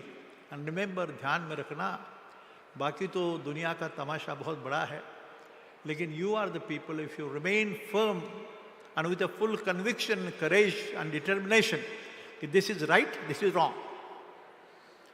Mother India will become a Vishwa Guru in the 21st century, ये जो कहा है, इसके पीछे कोई मकसद है भाई. और ध्यान में रखना, ये भारतीय संस्कृति, भारतीय तत्वज्ञान, भारतीय परंपरा, अभी जो छोटा डोम का एक सिंबल दिखा है, I am not the maker, I am just an instrument. ये कैसे बना, जिसको आर्किटेक्ट नहीं, प्लानर नहीं, डिज़ाइनर नहीं, कंप्यूटर नहीं, बना है भाई, इवॉल्व हुआ है, बड़ी लंबी बात है. लेकिन you belong to that family now. This is a MIT world peace university family है. ये घर है, और घर के आप सपूत है भाई, ध्यान में रखो. कन्या के बारे में कहा जाता है कुलीन कन्या हो. बेटी कैसी हो? कुलीन हो. और सुपुत्र कैसा हो? कि जो दुनिया में एक नया दिशा दिखाए. ये बेटे की अपेक्षा होती है तुम्हारे माता पिता कोई गरीब हो, कोई अमीर हो, लेकिन ध्यान में रखना, they are waiting for you to really show something different. और दुनिया को रास्ता दिखाने के लिए मेरा बेटा आ गया, मेरी बेटी आ गई. ये सारा चिंतन यहाँ बोलने का मकसद इतना ही है कि ये ओकेजन बड़ा लगे. जरा चारों तरफ देख लो, ये तिरंगा जो देख रहे हैं ना आप, इवन ऊपर, कितना फॉर्चुनेट है आप लोग कि 75th एनिवर्सरी आने वाली है परसों के दिन. This is on the eve of the 75th anniversary, जो भारत माता की स्वतंत्रता की एनिवर्सरी है. और our own Prime Minister, who has a vision, who has an understanding, a far-sighted vision to make this country really a role model for the world to follow. मैं एक बात भूल गया कि संत ज्ञानेश्वर के बारे में मैंने जो कहा, एक ध्यान में रखना भाई, 16 साल की उम्र है. क्या उम्र है? Only hardly 16 years of age. At the age of 16 years only, your own brother, the Sant Gyaneshwara, 730 years back, ध्यान में रखो. हमने भगवद गीता का चिंतन किताब देंगे लोग आपको, लेकिन ध्यान में रखो 730 साल के पहले 16 साल का एक लड़का तुम्हारे भारत माता का लिखता है, friends, to remember that the entire universe is a manifestation of pure intelligence and consciousness. ये सिद्धांत है भाई. आप जो भी पढ़ के देखो, पढ़ने के बगैर बात मत करो, स्टडी करो ना, चिंतन करो इसके बारे में. And that's the very courageous statement which I have been making for the last 30-40 years. Philosopher Sant Gyaneshwara to Albert Einstein. ये चिंतन है भाई. ओम इक्वल टू MC स्क्वायर जैसा इक्वेशन आता है. क्या बड़ी बड़ी लंबी बातें हैं. मेरे मेहमान को मुझे ज़्यादा सुनना है, लेकिन मैं आपको अपील करूँगा, including especially the frontliners who are going to help this country to show the path. ये कोरोना के बैकग्राउंड पे भाई कैसे you have been closed down behind the doors. All the temples, the mosques, the churches, everything was closed. What are the fear? A coronavirus. The biological weapons, chemical weapons, atomic weapons. What for? What for? And the entire universities of the world are more keen to think of body and the brain and forgetting the soul and the mind. मन की chemistry क्या है भाई? आप engineering के लोग हैं. What is the chemistry of mind? पूछो तो सही. आत्मा क्या चीज है भाई? बॉडी क्या है? ब्रेन क्या है? बड़ा सुंदर चिंतन है. आप जरा देखने की कोशिश करो. मेरी प्रार्थना है आपको. You are younger than me, certainly, but all the learned guests who are the role models for you, friends. And I would appeal to you to please follow the tremendous sense of discipline and character building which will make this Mother India a futuristic Vishwa Guru in the long run. That's my personal feeling. Thank you so much, friends. Dhanyavad. Thank you very much, revered Professor Dr. Vishwanath Karad, sir. Let's give him a big round of applause, my friends. And let's give him a standing ovation, a big round of applause.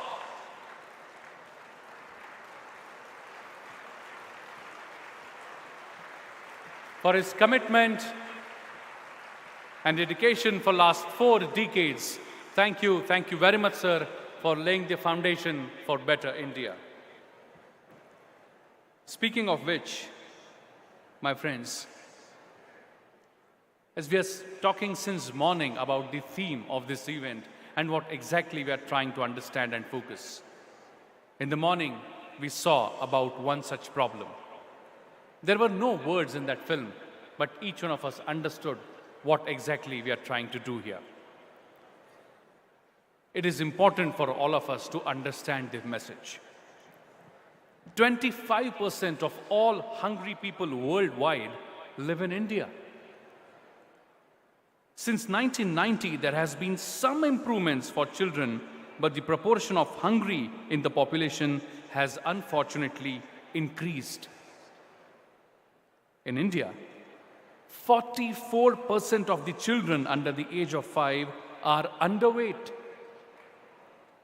72% of the infants and 52% of the married women have anemia.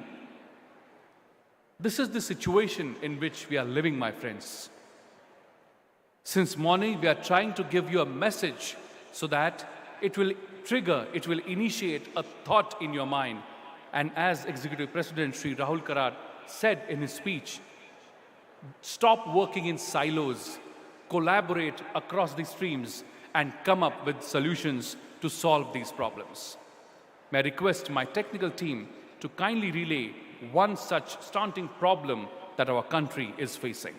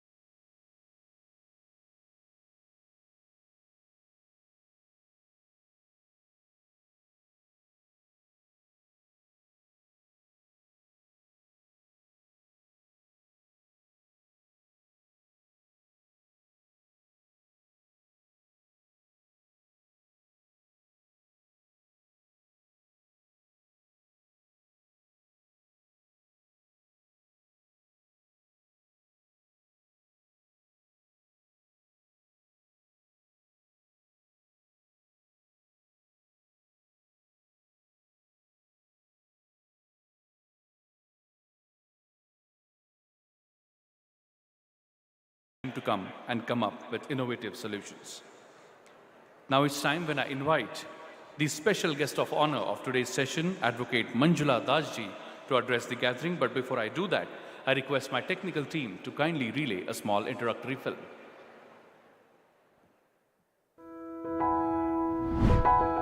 Srimati Manjula Das is the former chairman of the Central Administrative Tribunal, Principal Bench, New Delhi. Before taking over the charge of chairman of the tribunal, Srimati Das was posted as judicial member HOD in the Calcutta and Guwahati benches of the tribunal.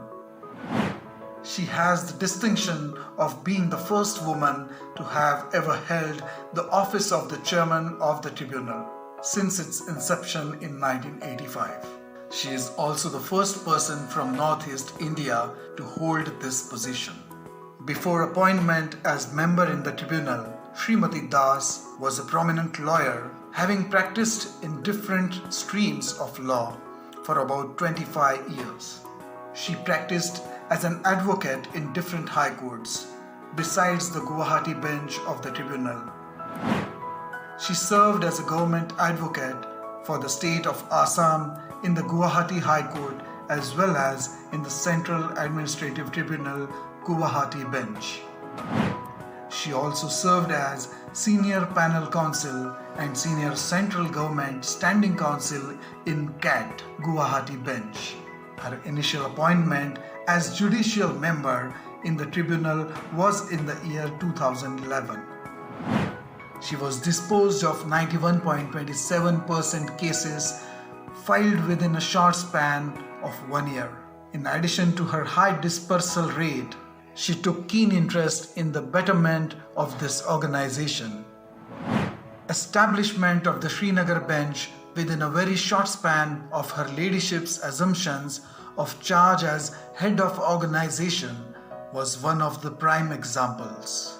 It is worthwhile to mention that Srimati Manjula Das is the first woman to have ever held the office of the chairman, CAT, since its inception in 1985. We warmly welcome Srimati Manjula Das. Please put your hands together and welcome the eminent lawyer and former chairman of Central Administrative Tribunal, the guest of honor of this session, Advocate Manjula Das.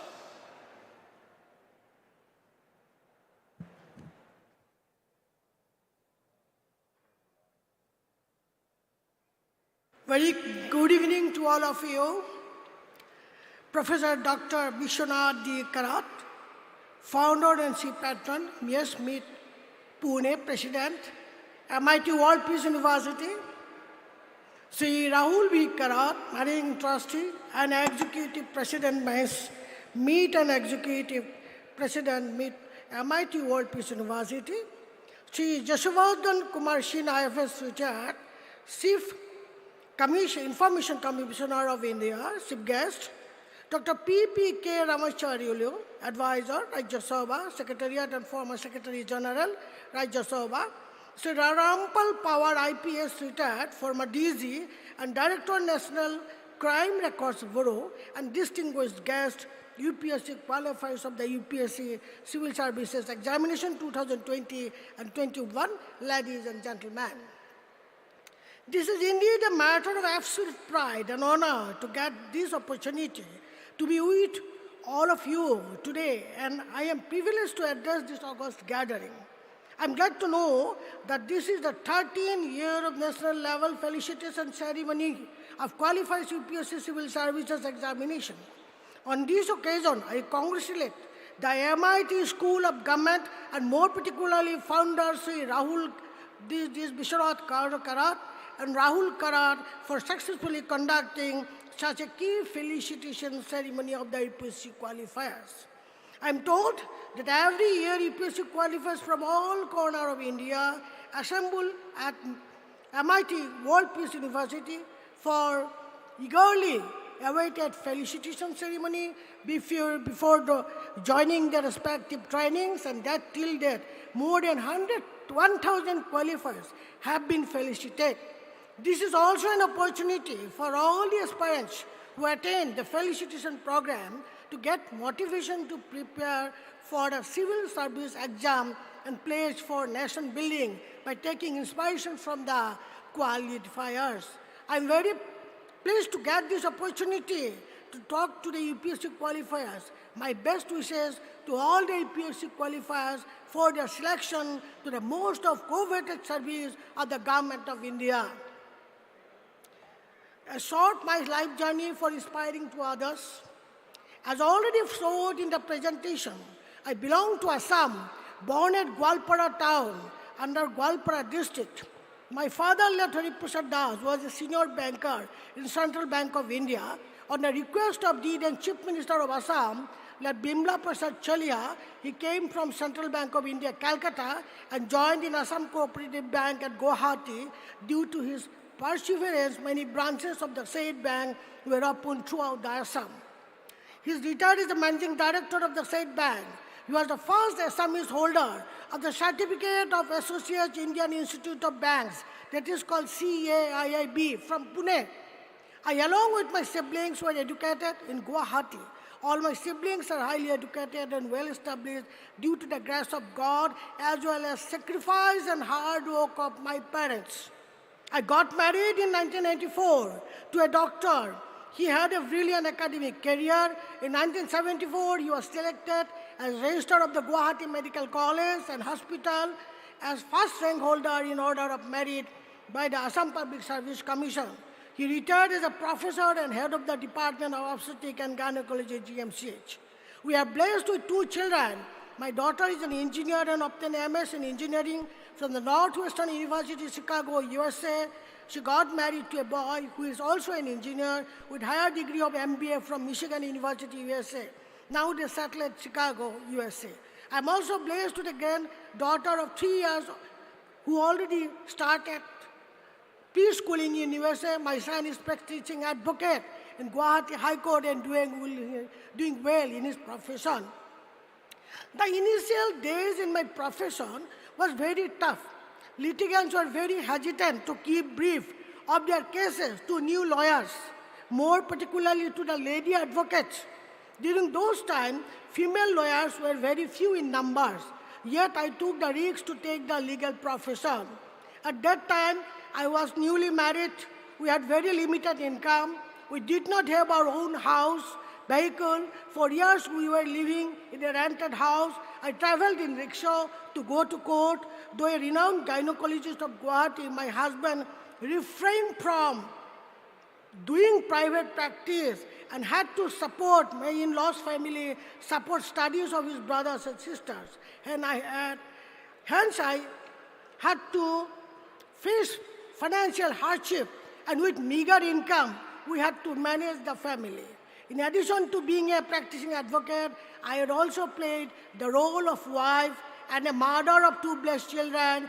During those initial periods, it was very difficult to manage affairs of the family and household works, but my mother, like Joymoti Das, helped me a lot. After school hours, she used to take care of my children in her house, as my father, though retired, served as chairman in so many banks up to the year of 75 years.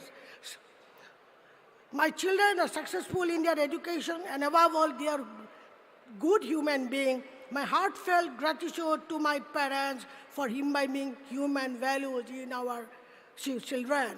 As already said, initial time in the profession was very tough, but I did not give up. I was persistent and determined to succeed in my profession with the moral support of my father, cooperation of my husband, and sacrifice of my two children. Within a very short span of time, I could establish myself in my profession.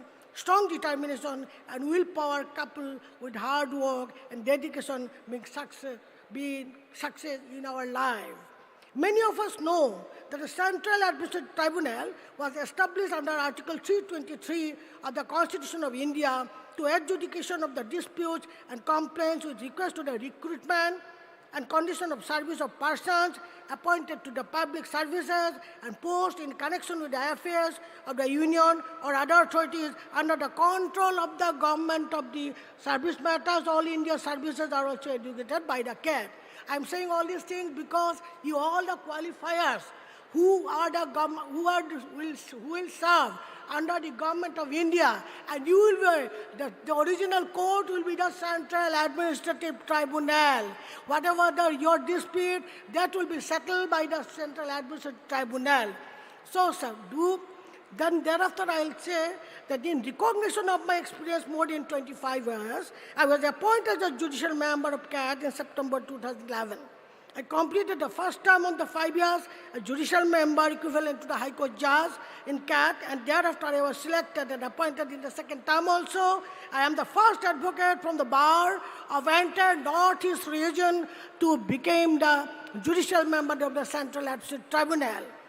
During my 10 years of service as judicial member and our chairman of the CAT held courts of various other coordinate benches like Cuttack, Lucknow, Jabalpur, Hyderabad, around all India. Fortunately, I became the first woman of the country to have ever held the office of the chairman, CAT, since inception in 1985. I am also the first person from the Northeastern region to hold this position. I have served the CAT as chairman for a period of 1 year, from 1/8/21 to 29/7/22. The atmosphere was not conducive. Like the country, the judiciary was also impacted by the COVID pandemic. Physical hearing was not possible due to third wave of the pandemic. The number of strength of members in CAT was also reduced to 50%. But I was ready to accept the challenge with my extra personal efforts, and with the help of the available members, we were also able to maintain a considerable high disposal rate. During prevailing COVID turbulent time, I had visited Chandigarh, Guwahati, Chennai, Allahabad, Srinagar, Jammu, and all the parts of the country, branches to associate with the stakeholders, and I held courts in most branches there.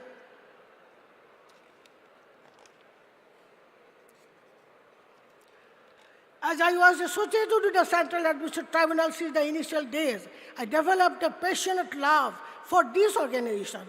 This is why, even on holidays, I worked my bungalow for the upliftment of the 19 benches of the CAT. Northeastern part of the country was considered to be undeveloped part. There appeared to be a misperception apropos the Northeastern region in the other parts of the country. In our region, women are well advanced. In Manipur, Meghalaya, and Mizoram, women are the front runners in the society. In the remaining northeastern states also, the women are not lagging behind. Being judicial member of CAT Guwahati, I had the occasion to visit all the northeastern states to hold a course. I have seen majority of the employees are women, and they are contributing immense to their state's liberty to the country. I have said all the above to all of you, not boast myself, but only for the sole purpose that all of you can relate. If a lady from Northeast region overcoming the adversities can reach to this position, all of you will definitely excel in your life. Now I would like to say a few lines on the challenges in front of the bureaucracy as a whole. The civil services system originated from British rule in India. Post-independence, the value of the civil services was de-emphasized by none other than then India's first Home Minister, Sardar Vallabhbhai Patel. He described it as a steel frame which would hold united a partitioned, improvised, diverse, democratic country while also settling the wheels of the development in motion.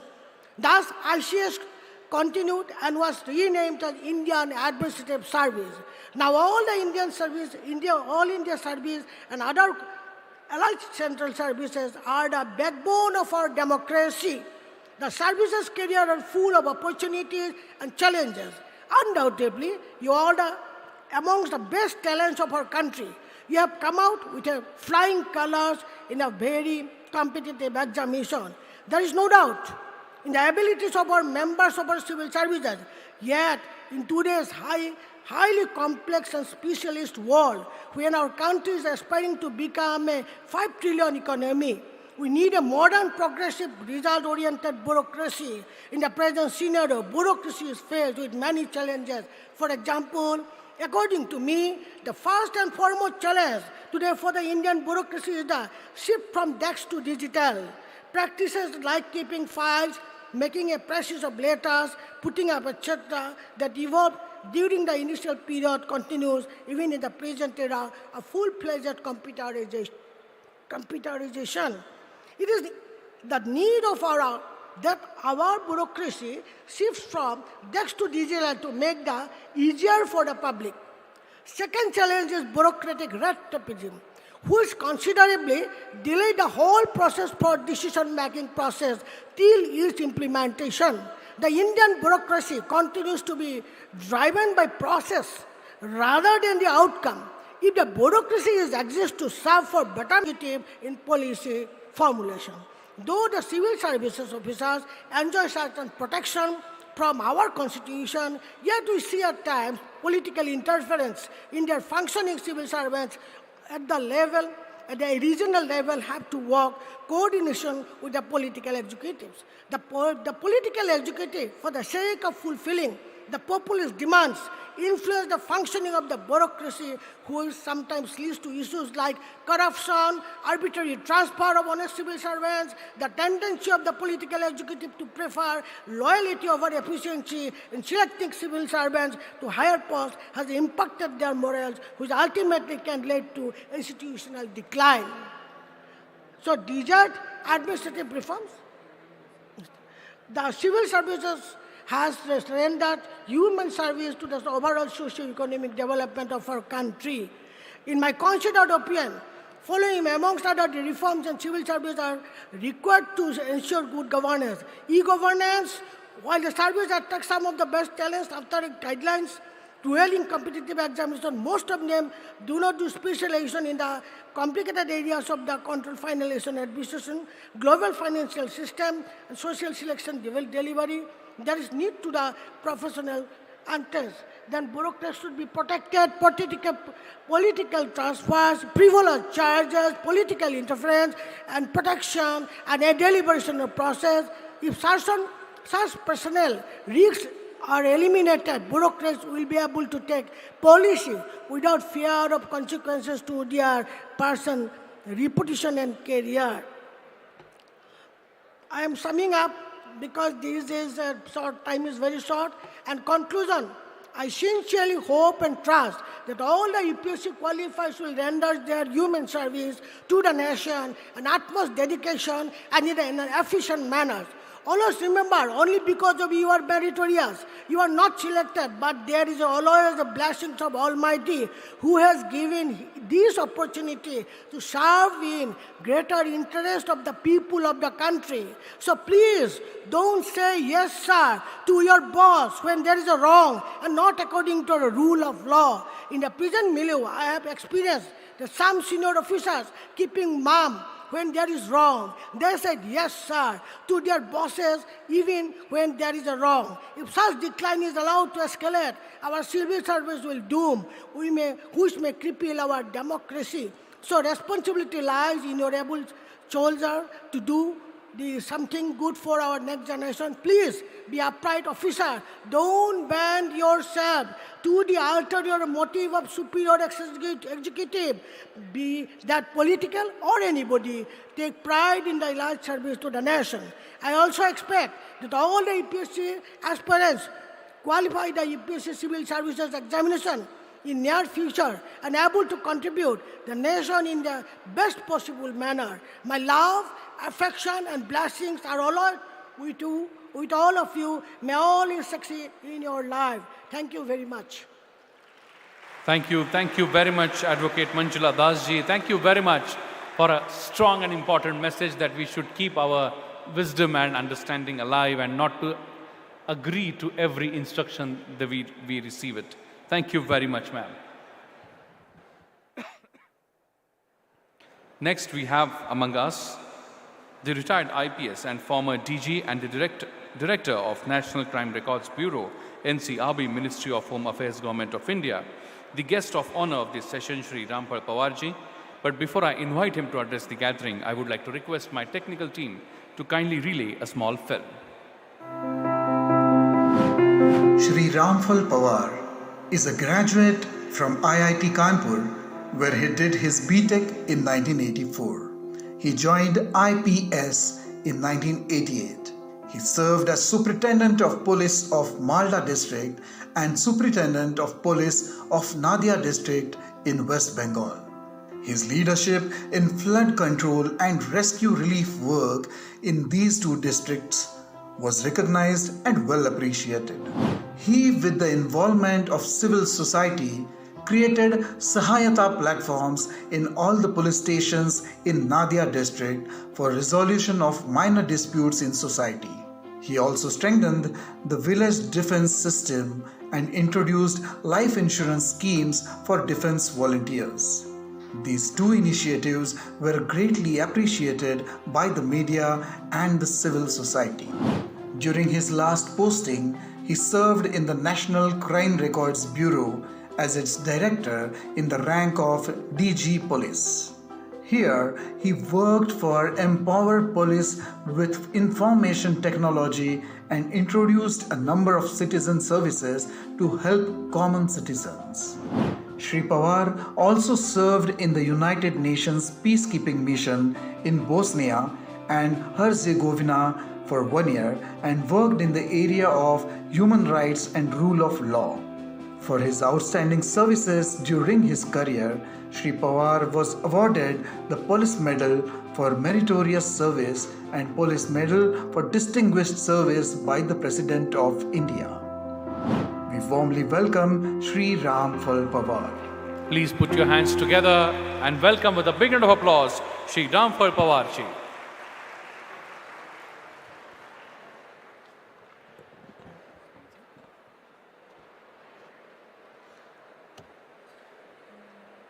मंच पर उपस्थित सभी महानुभावों को मेरा प्रणाम। आप सभी यहाँ स्टूडेंट्स और civil servants, budding civil servants आए हुए हैं, उन सबको भी मेरा नमस्कार। आज सिविल सर्वेंट्स जो नए आए हैं, दे वर फेलिसिटेटेड सो वार्मली। मैं यशवर्धन साहब के साथ बात कर रहा था कि हमें भी शायद लेट पैदा होना चाहिए था ताकि हम भी आकर के यहाँ पर कुछ ऐसा ही हमारा स्वागत होता। Anyway, that was on the lighter side. मैं अपने कॉम्प्लीमेंट्स देना चाहूँगा to the MIT world peace university and reverend professor doctor Vishwanath D Karad और उनके एबल स्पुत्र श्री राहुल कराड जी को कि इतनी अच्छी उन्होंने ये परंपरा शुरू की है। UPSC के जो सक्सेसफुल कैंडिडेट्स हैं उनको बुला कर के आपके सामने उनको फेलिसिटेट करवाना ताकि आपको भी कुछ इंस्पिरेशन मिले। तो आप में से कितने लोग हैं जो सिविल सर्विसेज ज्वाइन करना चाहेंगे? Let us see how many of you are there who want to join civil services. Good. See, let me tell you that अगर आपको ज्वाइन करना है civil services, please prepare right now, take a decision right now, don't delay. That will only put some obstacles in your career growth. तो आपको करना है तो आज ही फैसला लें, और अगर नहीं करना है तो civil services is not be all and end all. मैं एक अनेक्डोट सुनाता हूँ आपको। 2 फ्रेंड्स दिल्ली में आकर के साथ में रहे, सिविल सर्विसेज की तैयारी की। उनमें से एक फ्रेंड का सिविल सर्विसेज में वो पास हो गए और दूसरे फेल हो गए। तो जो पास हुए उनको IPS मिला और वो इवेंचुअली DG बने और रिटायर हो गए। और जो फेल हुए उन्होंने प्रैक्टिस किया लॉ और वो सुप्रीम कोर्ट के जज बन गए। तो भगवान ने आपके लिए पता नहीं क्या सोच रखा है, कोई भी निराशा आपको हताश ना कर पाए। There are better fields, better avenues, but whatever you decide, work very hard. There is nothing in this world which you can't achieve if you are determined, if you are positive, if you work hard. That's my message to all of you.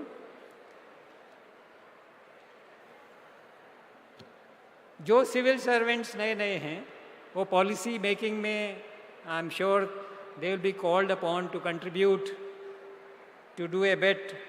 Remember you have to have a connect with the people, with the masses. कहते हैं ना कि Ivory towers में बैठ करके policy banana will not work. You have to understand the pulse of the people. Remember Gandhiji's Dandi March. It was based on salt, because salt connected with the common man. It resonated, the whole movement resonated in the hearts and minds of people, because he could connect with people. Policy बनाते वक्त आपको उनका जो टालिस्मैन है वो याद रखना चाहिए. उन्होंने कहा था, whenever you are in doubt or when the self becomes too heavy on you, जो कि आपके ऊपर होने वाला है. I was talking of trappings of service. This is one of the trappings of service. कि self becomes very heavy on us. We think we are be all and end all. We have passed an exam, so every power is with us. No. You have been given this service to serve people, to serve the mankind. So, telling what Gandhiji said, if you are in doubt, recall the face of the poorest and the weakest person, whom you may have seen, and ask yourself whether what step you are going to take is going to be of any use to him. That will set the priorities right. Swami Vivekananda ji, जिनके memory में ये hall बना है, वो he had great faith in the power of youth, and also he wanted the youth to serve the mankind, to serve the people, to serve the downtrodden, to serve the poorest. He says, Bhagwan इन्हीं में है. God is in them only. So if you are serving them, you are serving God. एक चीज़ और, ये जो world peace centre और world peace के लिए बातें यहाँ इतनी इम्पोर्टेंस दी जाती है, ये बहुत ही इम्पोर्टेंट है. और मैं MIT और प्रोफेसर साहब को अपना साधुवाद देना चाहूँगा कि देखिए, वर्बल एग्रेशन या हेट्रेड या वर्ल्ड में इतना बढ़ रहा है कि ये हम सब की जिम्मेवारी बनती है, चाहे वो सिविल सर्वेंट हो, चाहे नागरिक हो, to build trust and nurture peaceful societal values. We have to show brotherhood, to have a very positive atmosphere in whatever place or wherever we are. आप civil servants बड़े officer बनेंगे. It's so important to create positivity in the office. An ambience of fear or awe, will diminish the efficiency of the staff. You have to be very humorous, crack jokes, take people along, exercise synergy. That's how you will do better. People will contribute more and they'll remember you. If you keep scaring them, for the time being they'll respect you. But the moment they go out, किस तरह का साहब है, हमेशा गुस्से में ही रहता है, लगता है घर से लड़के आया है. All these epithets will be thrown upon you. So, have a very positive attitude. Try to help people. किसी दुखी को या किसी गरीब को दुखी मत करना. They look upon you.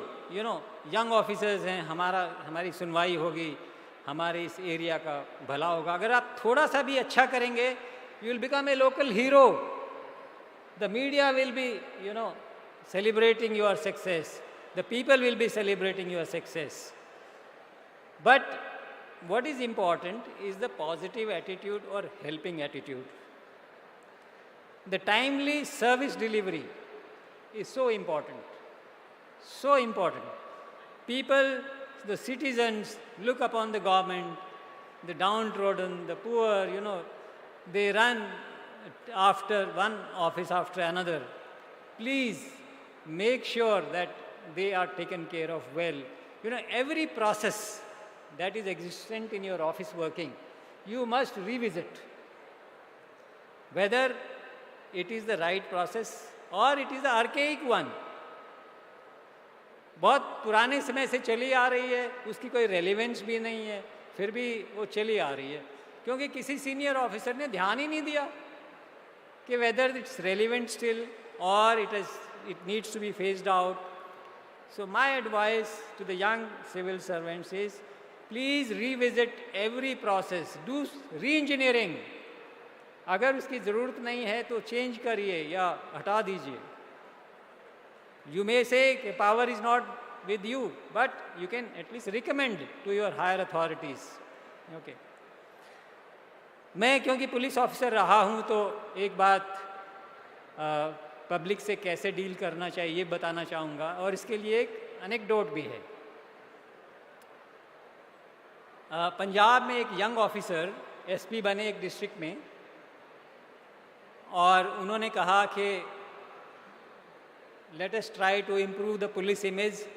सब एसएचओज थानेदार होते हैं ना, सबको बुलाया और कहा कि आज से हम सब सिटीजन्स को सर कह करके एड्रेस करेंगे. We will address them as sir. तो एसएचओज को बड़ा अजीब लगा, वो तो कभी किया नहीं था लाइफ में, बट ही वॉज परसिस्टेंट. तो message went down the line, किसी ने शुरू किया, किसी ने थोड़ा सा मतलब प्रोसेस में थे. तो एक बार एक ट्रैफिक एएसआई, ट्रैफिक हवलदार से जो ऊपर होता है, वो एक जंक्शन पर खड़ा था. एक मोटरसाइकिलिस्ट आया और उसने उसको रुकवाया, कहा सर लाइसेंस दिखाइए. तो लाइसेंस दिखाया गया, सब ठीक था. बोले सर जाइए. उसने सैल्यूट भी कर दिया. तो वो चला गया. 5 मिनट के बाद देखा कि वो जो पब्लिक मैन था वो वापस आ रहा है और उसके हाथ में एक विस्की की बोतल है, और वो वहाँ करके रुक गया एएसआई के पास. तो कहते क्या बात? बोले सर ये आपके लिए है. कहते क्यों? कहते हैं सर आज पहली बार मेरी ज़िंदगी में ऐसा हुआ है कि किसी पुलिस ऑफिसर ने मुझे सर कहा है. तो the good begets good.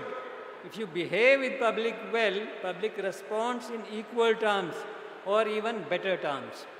We are for public. We are paid by public. Okay, so it's our bounden duty to respect them, to treat them well, and it should become our top priority. एक चीज़ मैं arrest के बारे में और कहना चाहूँगा. Arrest देखिए, हम एनसीआरबी में ये जो नेशनल स्टैटिस्टिक्स भी पढ़ते थे उनको हैंडल करते थे, तो देश में 65 लाख के आसपास लोग तो स्पेसिफिक केसेस में अरेस्ट किए जाते हैं एक साल में, और 70 लाख के आसपास जो प्रिवेंटिव सेक्शंस हैं लॉ के उनमें अरेस्ट किए जाते हैं. तो ये टोटल 1,35,00,000 हर साल लोग अरेस्ट होते हैं, and that makes an average of रफली 37,000 अरेस्ट पर डे. तो क्या हमें इतने लोगों को अरेस्ट करने की ज़रूरत है आज़ाद भारत में? सुप्रीम कोर्ट ने अभी कहा था कुछ ही दिन पहले कि पुलिस ऑफिसर के पास पावर है अरेस्ट करने की. इसका मतलब ये नहीं कि वो हर टाइम इस पावर को यूज़ करें. अरेस्ट से जेलें भरती जा रही हैं. There is an overcrowding. We must work out some strategy to reduce arrest because it's the biggest violation of human right of an individual person. एक तरीका जो मैं जिसका स्ट्रॉन्ग वोटरी रहा हूँ वो है कि पुलिस के पास जो डिस्क्रिशनरी पावर है अरेस्ट करने की वो होनी ही नहीं चाहिए. पुलिस तभी अरेस्ट कर पाए जब वो कोर्ट से या मैजिस्ट्रेट से वारंट ऑफ अरेस्ट इशू करवाए. ताकि मैजिस्ट्रेट ये एग्ज़ामिन करे कि एविडेंस सफिशेंट है अरेस्ट करने के लिए या वैसे ही तो अरेस्ट नहीं हो रहा है। तो ये चेक अगर हो जाए तो मैं समझता हूँ कि देश में बहुत ही अच्छा ह्यूमन राइट्स का अपहोल्डिंग होगा। हाँ, ये दूसरी बात है कि पुलिस के सामने ही अगर कोई क्राइम हो रहा है तो वारंट की ज़रूरत नहीं होनी चाहिए। तब पुलिस के पास पावर होनी चाहिए कि तुरंत उसे गिरफ्तार करे, उसको रोके क्राइम को। एक बहुत इम्पॉर्टेंट एरिया है वो है साइबर सेफ्टी का। आप सब लोग यंग हैं, अर्बन एरिया से, सबके पास स्मार्ट मोबाइल है, लैपटॉप है, तो it's so important to take care of cyber security because एक फेमस मैगज़ीन यूएस की है साइबर सिक्योरिटी वेंचर्स, उसके एडिटर इन चीफ ने 2020 में एक स्पेशल रिपोर्ट में लिखा था कि साइबर क्राइम से जो नुकसान होता है पूरे वर्ल्ड को, पूरी दुनिया को, उसकी अमाउंट उसको असेस किया जाए तो अमाउंट $10.5 ट्रिलियन एनुअली 2025 तक हो जाएगी। अब इस फिगर को समझिए, $10.5 मिलियन। हमारी भारत की इकॉनमी कितनी है? तो ओनली $3 ट्रिलियन। और हम कितनी ट्रिलियन डॉलर इकॉनमी बनना चाह रहे हैं? 5 trillion dollars. So compare $5 trillion economy that we want to become and the losses of $10.5 trillion that are happening in the world. So my advice is be careful, control your finger, don't click everywhere. Unknown link पे बिल्कुल click नहीं करना. Your money may be siphoned off.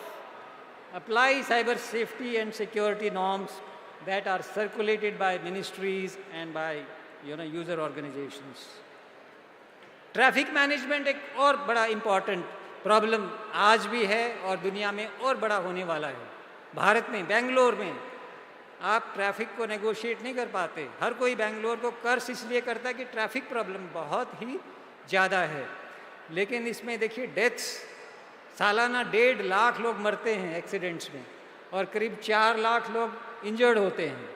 और इसमें 44% लोग वो हैं जो मोटर बाइक वाले हैं, मोटर बाइक चलाते हैं। तो हमारी पॉलिसी में बेचारों उनके लिए भी कोई स्थान होना चाहिए। कम से कम उनके लिए एक लेन तो बना दो रोड के ऊपर। कोई लेन नहीं है 2 व्हीलर्स के लिए, सारा फोकस 4 व्हीलर्स पे है। तो ये भी आपको पॉलिसी बनाने के लिए हमें सोचना पड़ेगा। तो मैंने कुछ पॉइंट्स का जिक्र किया जो सर्विस में रह कर के आप लोगों को करना चाहिए।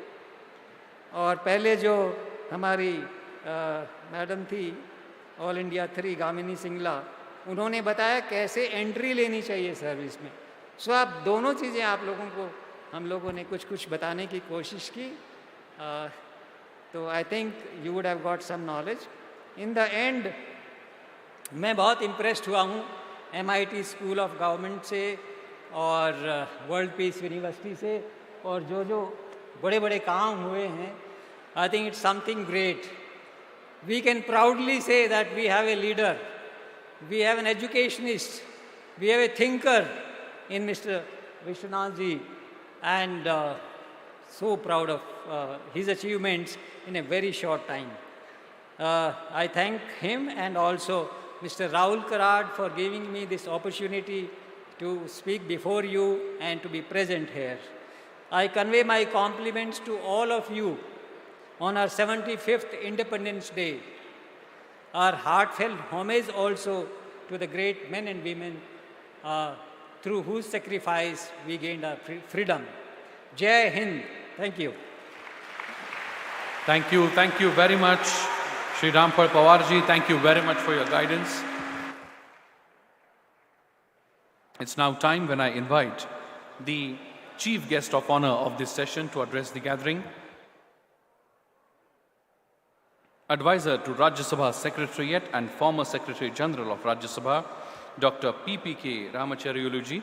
But before I invite him to address the gathering, I request my technical team to kindly relay the film.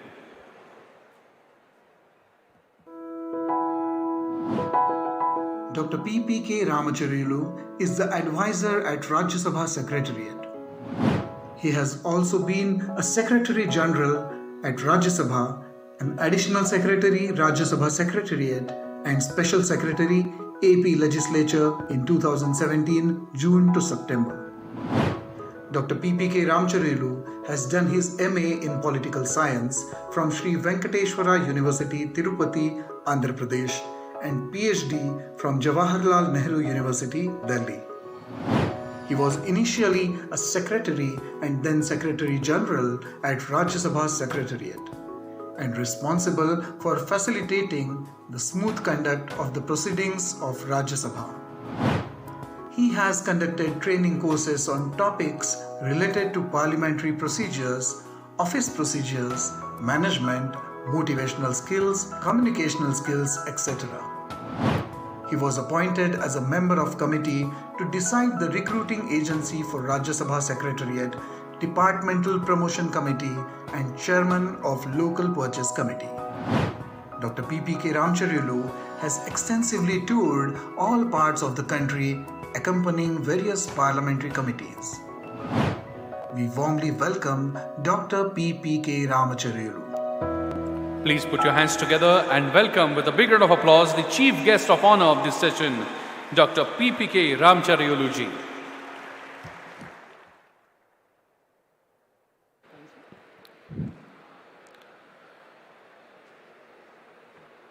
Acharya Professor Vishwanath Karad ji, Sir, Kautilya has made only one Chandragupta Maurya. You are making several Chandragupta Mauryas in the modern times. आपको कोटि कोटि प्रणाम sir. Rahul Karad ji, Professor Bapat ji, Professor Chitnis ji, Sinha ji, Pawar ji, and Srimati Manjula Das ji, other dignitaries on the dais, teachers and staff and students of the MIT World Peace University, qualifiers of UPSC Civil Services exam of 2020 and 21, ladies and gentlemen, namaskar. At the very outset, I would like to congratulate all the qualifiers of Civil Services exams of 2020 and 21.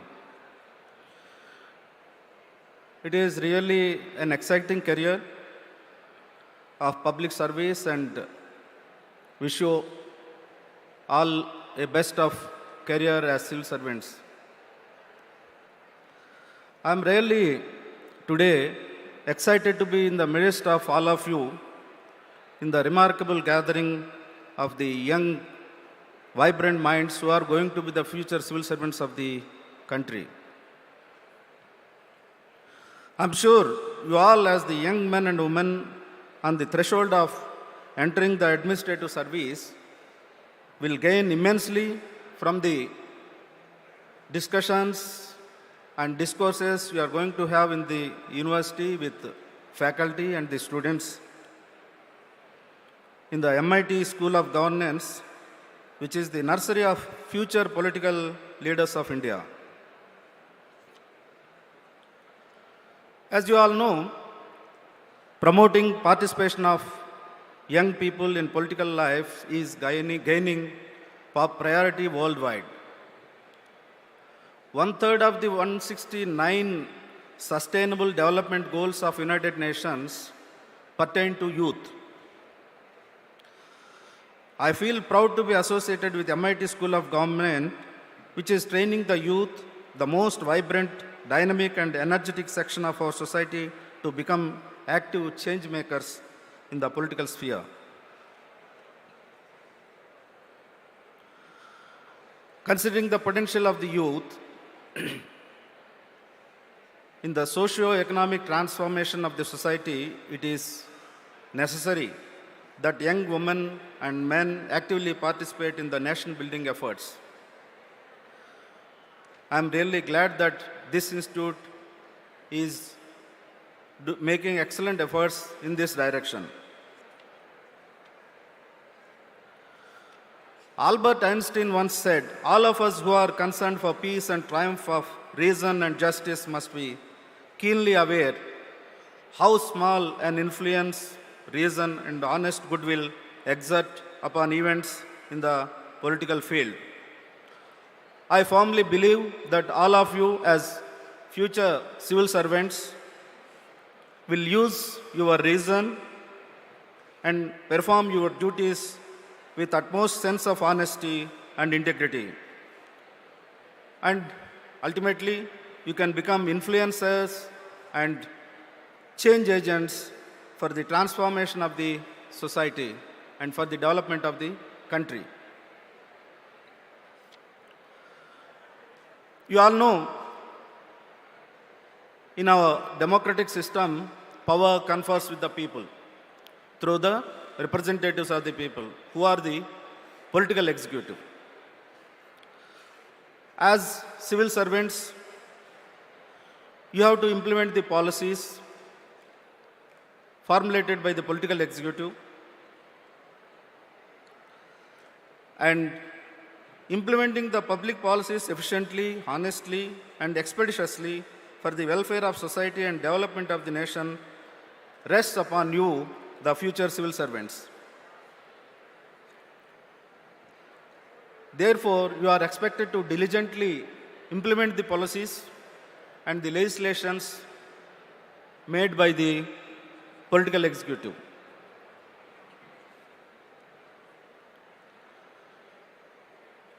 Well, you all say that the policies formulated and the legislations made are the ultimate things for the development of the country. But who will do the implementation of the policies and the legislations? It is the civil servants who have to implement the policies. Unless you implement the policies diligently for the betterment of the society, for the betterment of the common people, we cannot do justice to the society.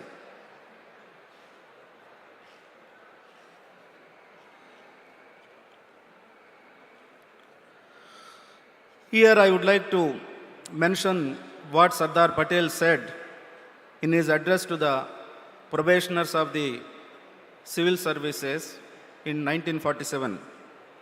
He said that it will be your bounden duty to treat the common men as your own. You should feel they are your own. Or he also said, to put it correctly, you place yourself amongst the common people. You try to feel what's going to be done when you implement a particular policy. When you take certain steps, what's going to be done? You should feel whether you are going to be benefited or not. The same benefit should go to the common people. So you will have to adapt yourselves to the democratic ways of administration. Sardar Patel advised the young probationers to maintain utmost impartiality and incorruptibility of administration. He also told them that a civil servant cannot afford to, I repeat, cannot afford to and must not take part in politics of any kind. Nor must he involve himself in communal wrangles. To depart from the path of rectitude in either of these respects is to debase public service and to lower its dignity. Similarly, no service worth the name can claim to exist if it does not have in view the achievement of the highest standard of integrity. And you know what Sardar Patel also said? He said, India today means then, 1947. India today cannot boast of an incorruptible service. He hoped that new generation of civil servants will not be misled by the black sheep in the fold, but would rather render their service without fear or favor and without any exception or extraneous rewards. This statement will apply even today also. I'm sure you can look forward to your future with trust and confidence if you serve in the true spirit of service.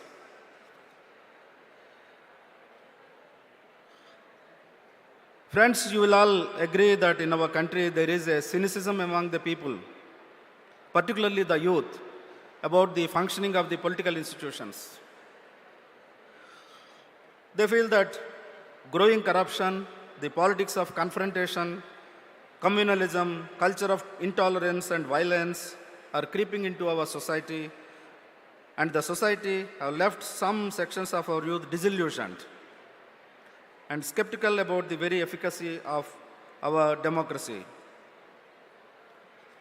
You would agree that corruption is still a serious blot on our civic and political life. On corruption, corruption is not a new trend. It has been there since ages. Kautilya also in his Arthashastra spoke about corruption in his Arthashastra. You know what he said? He said that just as you cannot make out a fish, whether it is drinking water in a pond or not, similarly, you cannot make out whether an officer is taking away the money of the exchequer. So, we may all feel, this has been there for ages. Why should we think about so much about the corruption? So, should we allow it to continue? It is your bounden duty to transform the society and transform yourselves. And it is a matter of urgency for all of us to develop a zero tolerance towards corruption in the society. My young friends, you have to be crusaders for removing the various ills plaguing our society and to provide leadership to change the system for the better. There is no use in just critical of the system. There are always aberrations in the society. You have to bring sweeping changes. When a system is working, there will always be weaknesses, there will always be problems. You will have to try to address them from time to time. I would like to just mention one thing. Recently, the Chairman Rajya Sabha had given me a task of studying the problems in the Rajya Sabha Secretariat and make suggestions. It was a study on systems improvement. Of course, I have made the study and presented the report recently. So like that, while working, a civil servant should keep on thinking about the weaknesses in the administration and try to address the loopholes.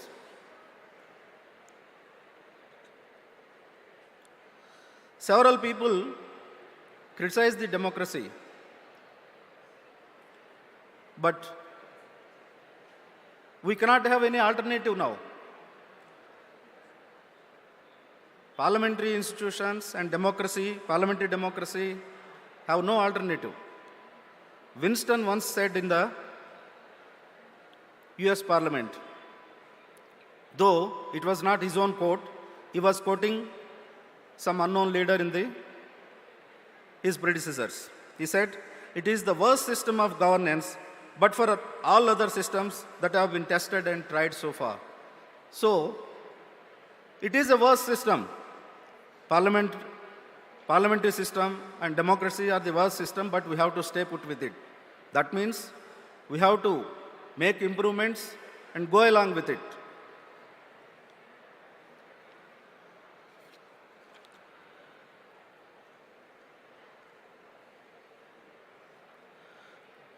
I have had the privilege of working in the Parliament for the last more than 40 years. You will not believe a person can work in one institution for 40 years. I have seen all kinds of activities, the way legislations are passed, the way committees function. And as civil servants, you will get an opportunity to meet committees. You will appear before the committees. Why you should appear before the committees? It is because it is the political executive that is accountable to the houses, Lok Sabha and Rajya Sabha. Whereas as senior civil servants, you have to be accountable administratively to the parliamentary committees. Through that accountability, you will understand the weaknesses, the problems that are brought to you by the members of the committees, and you should try to address them. My dear friends, the country is now celebrating the 75 years of independence as Azadi Ka Amrit Mahotsav. The students of history will recall the relentless and uncompromising struggle waged by young and revolutionary leaders like Bhagat Singh, Sukhdev, Rajguru, Khudiram Bose and others. Their ultimate sacrifice for the cause of freedom stands out as shining examples of self-service for the cause of this country.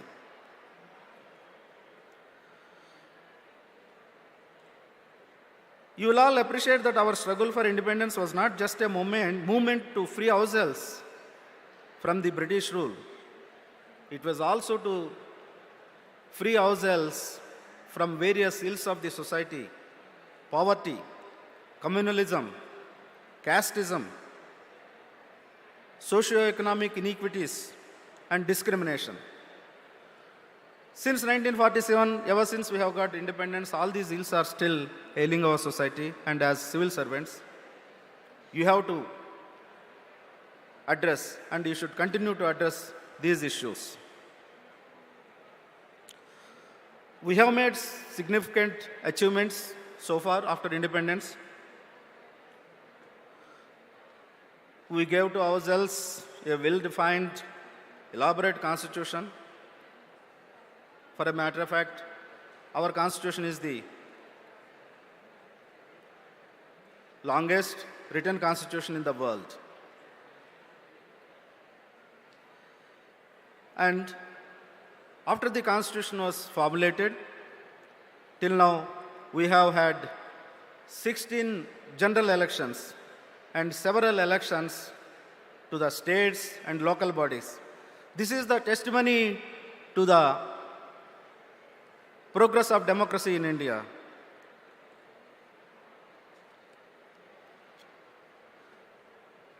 Over these years, we have also endeavored to improve the quality and content of our democracy by making it more inclusive, people-centric, and transparent. In spite of the substantial changes, achievements, and progress we have made, we still need to work hard, as more remains to be done to make India a truly developed and prosperous nation. We still have challenges to meet in the vital areas of education, health, infrastructure, among several others. So, as future administrators, as future civil servants, you will have to work on all these issues. I wish you all present here success and satisfaction in your chosen vocation. I would also like to commend the MIT School of Government for the unique venture to create a pool of well-trained human resources in the domain of electoral systems and governance. I'm sure these youth will become leaders committed to nation building, having a strong sense of national pride, democratic values, and empathy for common people.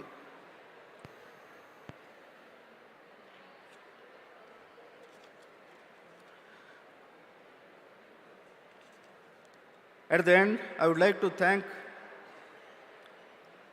Acharya Professor Vishwanath Karadji and Rahul Karadji for having invited me to this program and giving me this golden opportunity to interact with you all, who are torchbearers of our country's progress. I once again wish you all the very best, both in their professional and personal life. Thank you all. Thank you very much, Dr. PPK Ramachari. It was indeed a pleasure to listen to your thoughts. Thank you very much. Now it's time when I invite the chief guest of this session, Shri Yashvardhan Kumar Sinha ji, the retired IFS Chief Information Commissioner of India, to address the gathering. But before I do that, I would like to request my technical team to kindly relay the film. Shri Yashvardhan Kumar Sinha, Chief Information Commissioner of India, is an Indian diplomat who belongs to the Indian Foreign Service. He is the former High Commissioner of India to the United Kingdom and to Sri Lanka, respectively. He graduated with honours in history from St. Stephen's College, Delhi, and also did his Masters in history from Delhi University. During a career spanning over 35 years, he has handled several important assignments at the Ministry of External Affairs, New Delhi, and in Indian diplomatic missions in South Asia, the Middle East, Europe, South America, and the permanent mission of India at the United Nations in New York. Before coming to Sri Lanka, he was Additional Secretary in the Pakistan-Afghanistan-Iran Division at the MEA in New Delhi. He served as Ambassador of India to Venezuela from January 2007 to August 2009 and Consul General of India in Dubai from August 2003 to December 2006. Earlier, Shri Sinha served as Minister and Deputy Chief of Mission at the Indian Embassy in Abu Dhabi from March 2002 to July 2003. In addition, he has participated in various bilateral, regional and multilateral talks, conferences and seminars. Shri Sinha has given his precious time and life to his country. We all thank you, sir, and we are honored to have you with us. We warmly welcome Shri Yashvardhan Kumar Sinha. Please put your hands together and welcome with a big round of applause, Shri Y.K. Sinha ji.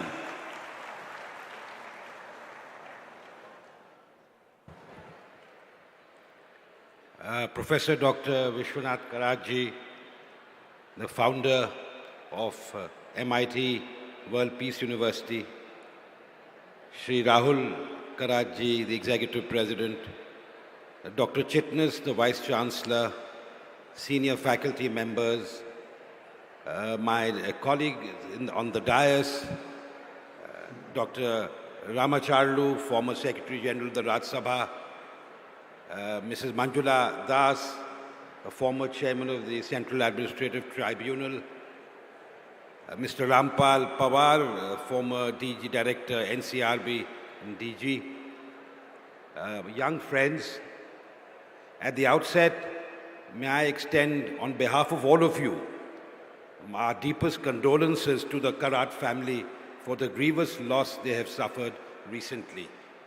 It is a testimony to their commitment to, as the former president, the late Dr. Abdul Kalam said, to ignite young minds, that they are here today at this vast gathering, not only to honor the qualifiers of the UPSC exam 2020-21, but the young students studying in this campus and the other campuses of the MITWPU to basically inspire you and to make you achieve the heights that you're destined to.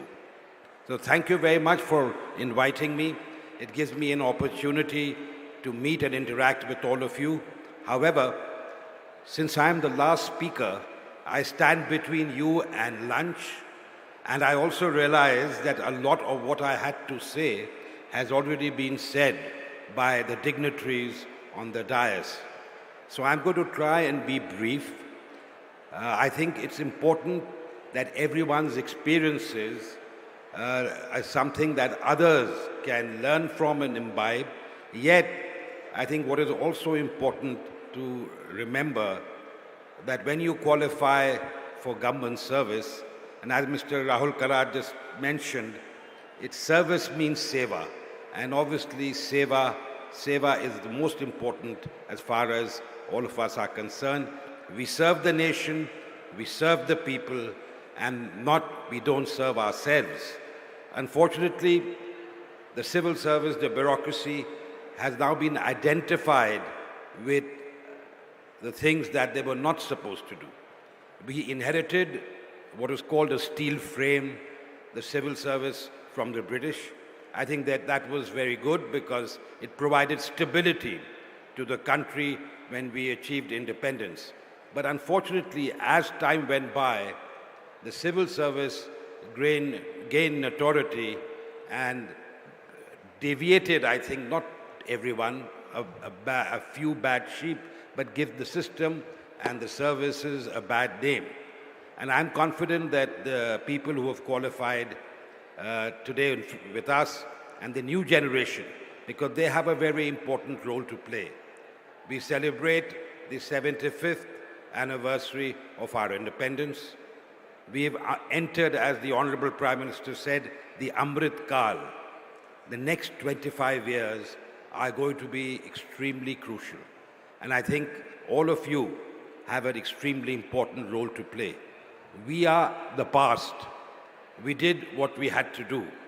And the torch has been passed on to you. And I think it's important that you realize your duty for the people of this country, for this great nation.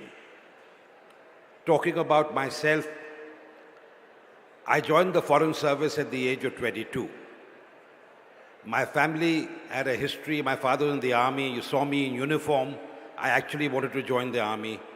But then, being the only son, my mother vetoed the idea, and she probably regrets it now because I had to be away from the family much more than I would if I had joined the army. But be that as it may, my grandfather wanted me to join the IAS and the IPS because he himself joined the Indian police in 1928. His father was the first Indian who headed any police force in India, any state. In 1939, he was IG of Bihar. But I didn't want to go back to that service. I wanted to get out. I wanted to represent my country. And I can tell you with some pride that the greatest moment that one feels is where the greatest honor that is bestowed on you is when you represent your country abroad. You must have heard this adage that diplomats lie for their country. To some extent, that's true. But in this day and age, when the whole world is a global village, social media has connected people like never before. Even your lying for your country will not work because people know what your country is worth. They know exactly what's happening in your country. All you can do is try and explain what's happening and try and defend certain actions which the people outside do not understand and explain. And I think the good thing is that when I joined service in 1981, India was still considered a very backward country, mired in poverty and illiteracy. And now, when I look back 41 years later, India has changed. I won't say completely, but to a large measure, to a great extent. And when now we go out as diplomats representing your country, you do so with a certain elan, with a certain pride. Because of the people of India, because of its leaders, over the last 75 years, particularly in the last 8 years or so, we have seen the sort of progress that helps us hold our heads high in the International Committee of Nations.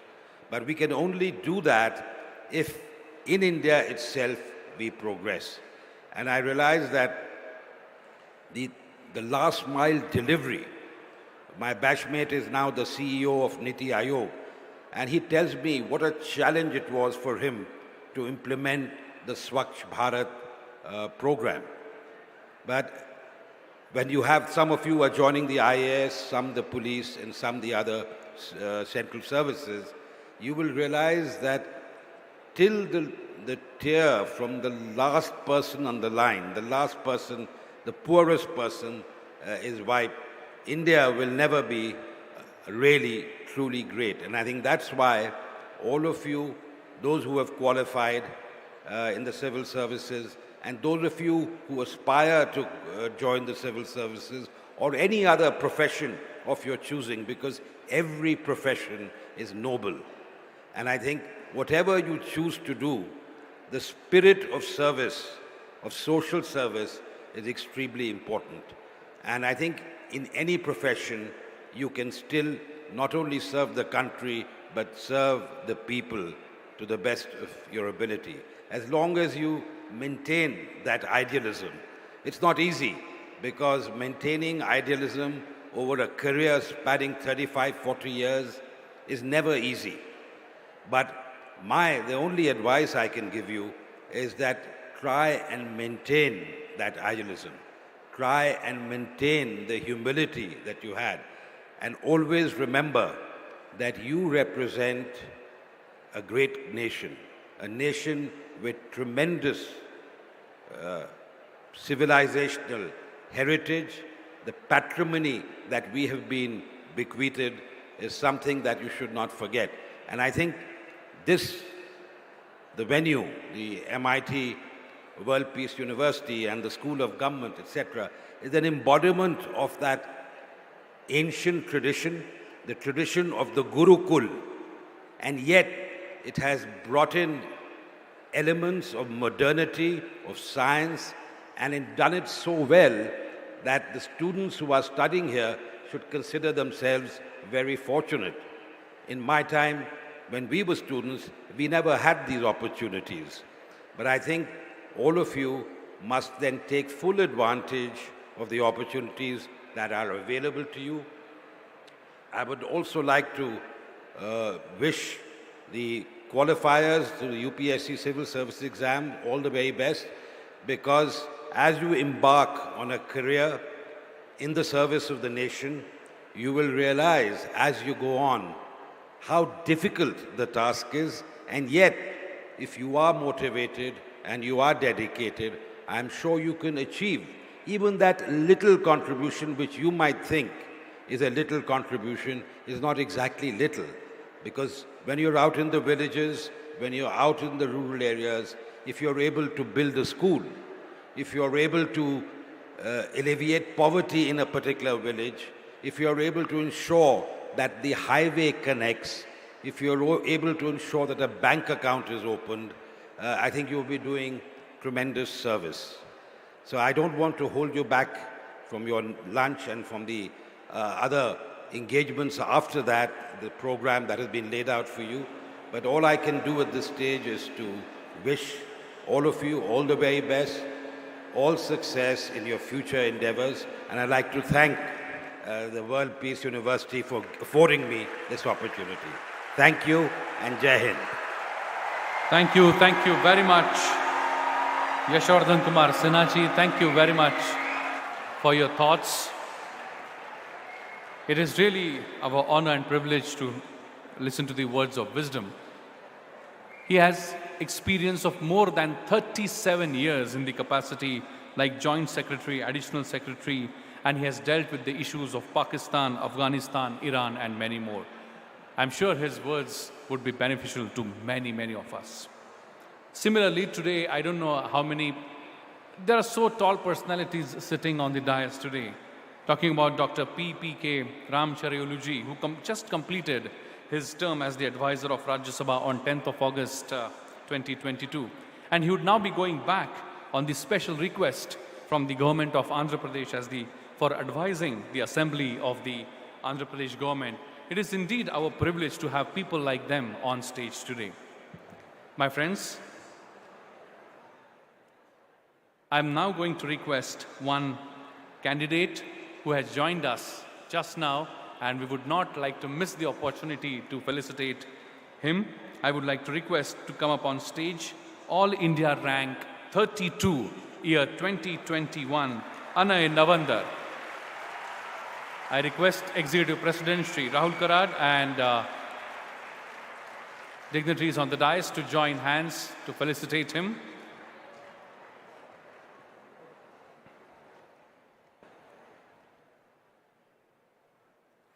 My friends, let me quickly remind you that the next session is going to begin after the lunch break at 2:30 p.m. sharp. Please be seated. The session is not over. Please be seated. It is our duty to maintain the dignity and decorum at our own university. Whistling is not part of it. So please ensure that we maintain the dignity and decorum and do not whistle in this august gathering. Thank you very much, dignitaries. Thank you. Next, I would like to request the Director of MIT School of Government, Dr. K. Girisan sir, to kindly propose vote of thanks.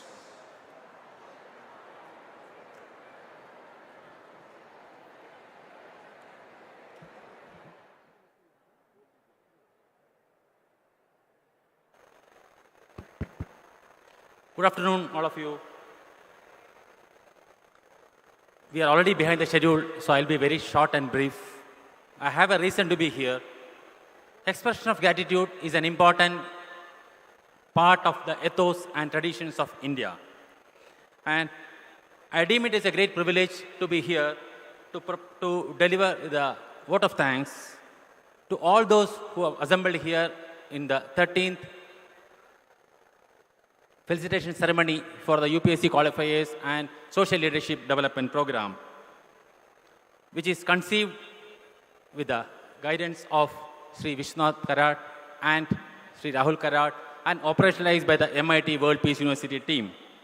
And on behalf of the Board of Trustees and Founder President and Executive President and Vice Chancellor and academic leaders and all other people, I wish to express sincere gratitude to all eminent guests who have come to this program, especially Sri Yashvardhan Kumar Sinha ji, the CIC Chief Information Commissioner, and Dr. PPK Ramachari, Advisor Rajya Sabha Secretariat, and Sri Rampal Pawar, the former DG NCRB, and Advocate Manjula Das, the former Chairperson Central Administrative Tribunal, for giving their valuable words of wisdom in there and sharing their experiences in the professional journey to the qualifiers. And I have no doubt that this would be a great source of inspiration to the students who have assembled here to listen to them. I am sure each one of the experts have shared their pearls of wisdom and advice to the qualifiers as well as the students. I wish to thank Ms. Gamini Singla for her brief but focused speech delivered on behalf of all the qualifiers and rank holders. While congratulating each one of the UPSC qualifier and rank holder for realizing the first part of their dream of being successful in the toughest known exam in the country, I hope that each one of you will show utmost commitment, compassion, honesty, integrity, sincerity, and professionalism in their professional journey ahead.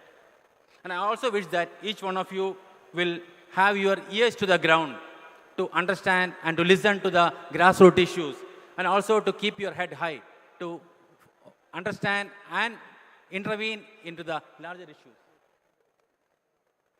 I wish to express thanks to the Professor Vishwanath Karat and Sri Rahul Karat and all the academic leaders from Vice Chancellor, Pro Vice Chancellor, and all staff and students of MIT World Peace University.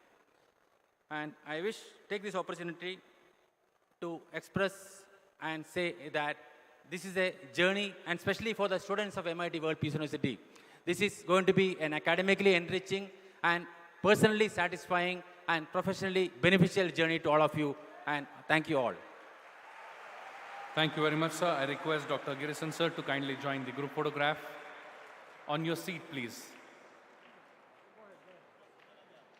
My friends, now we all are going to break for the lunch, and please note that the lunch is organized for all of you in this very pandal right at the back side of this. Please be seated. In 2 minutes we are concluding now. So on the back side of this stage, of this pendal, the food is arranged for all of you. Please have your lunch, and we would be meeting again at 2:30 p.m. sharp for the first session of the event on the roadmap to crack the civil services toppers speak. And this particular session, in this session you will have Kamini Singla, Vishal Dhakad, Deepesh Kumari, Rachit Gupta, Amol Mulkat, and Pooja and Ayushi to discuss with you about this session. I request everyone to rise.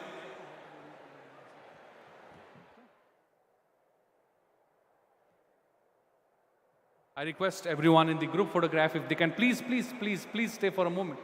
Please stay for a moment, sir. Please stay for a moment.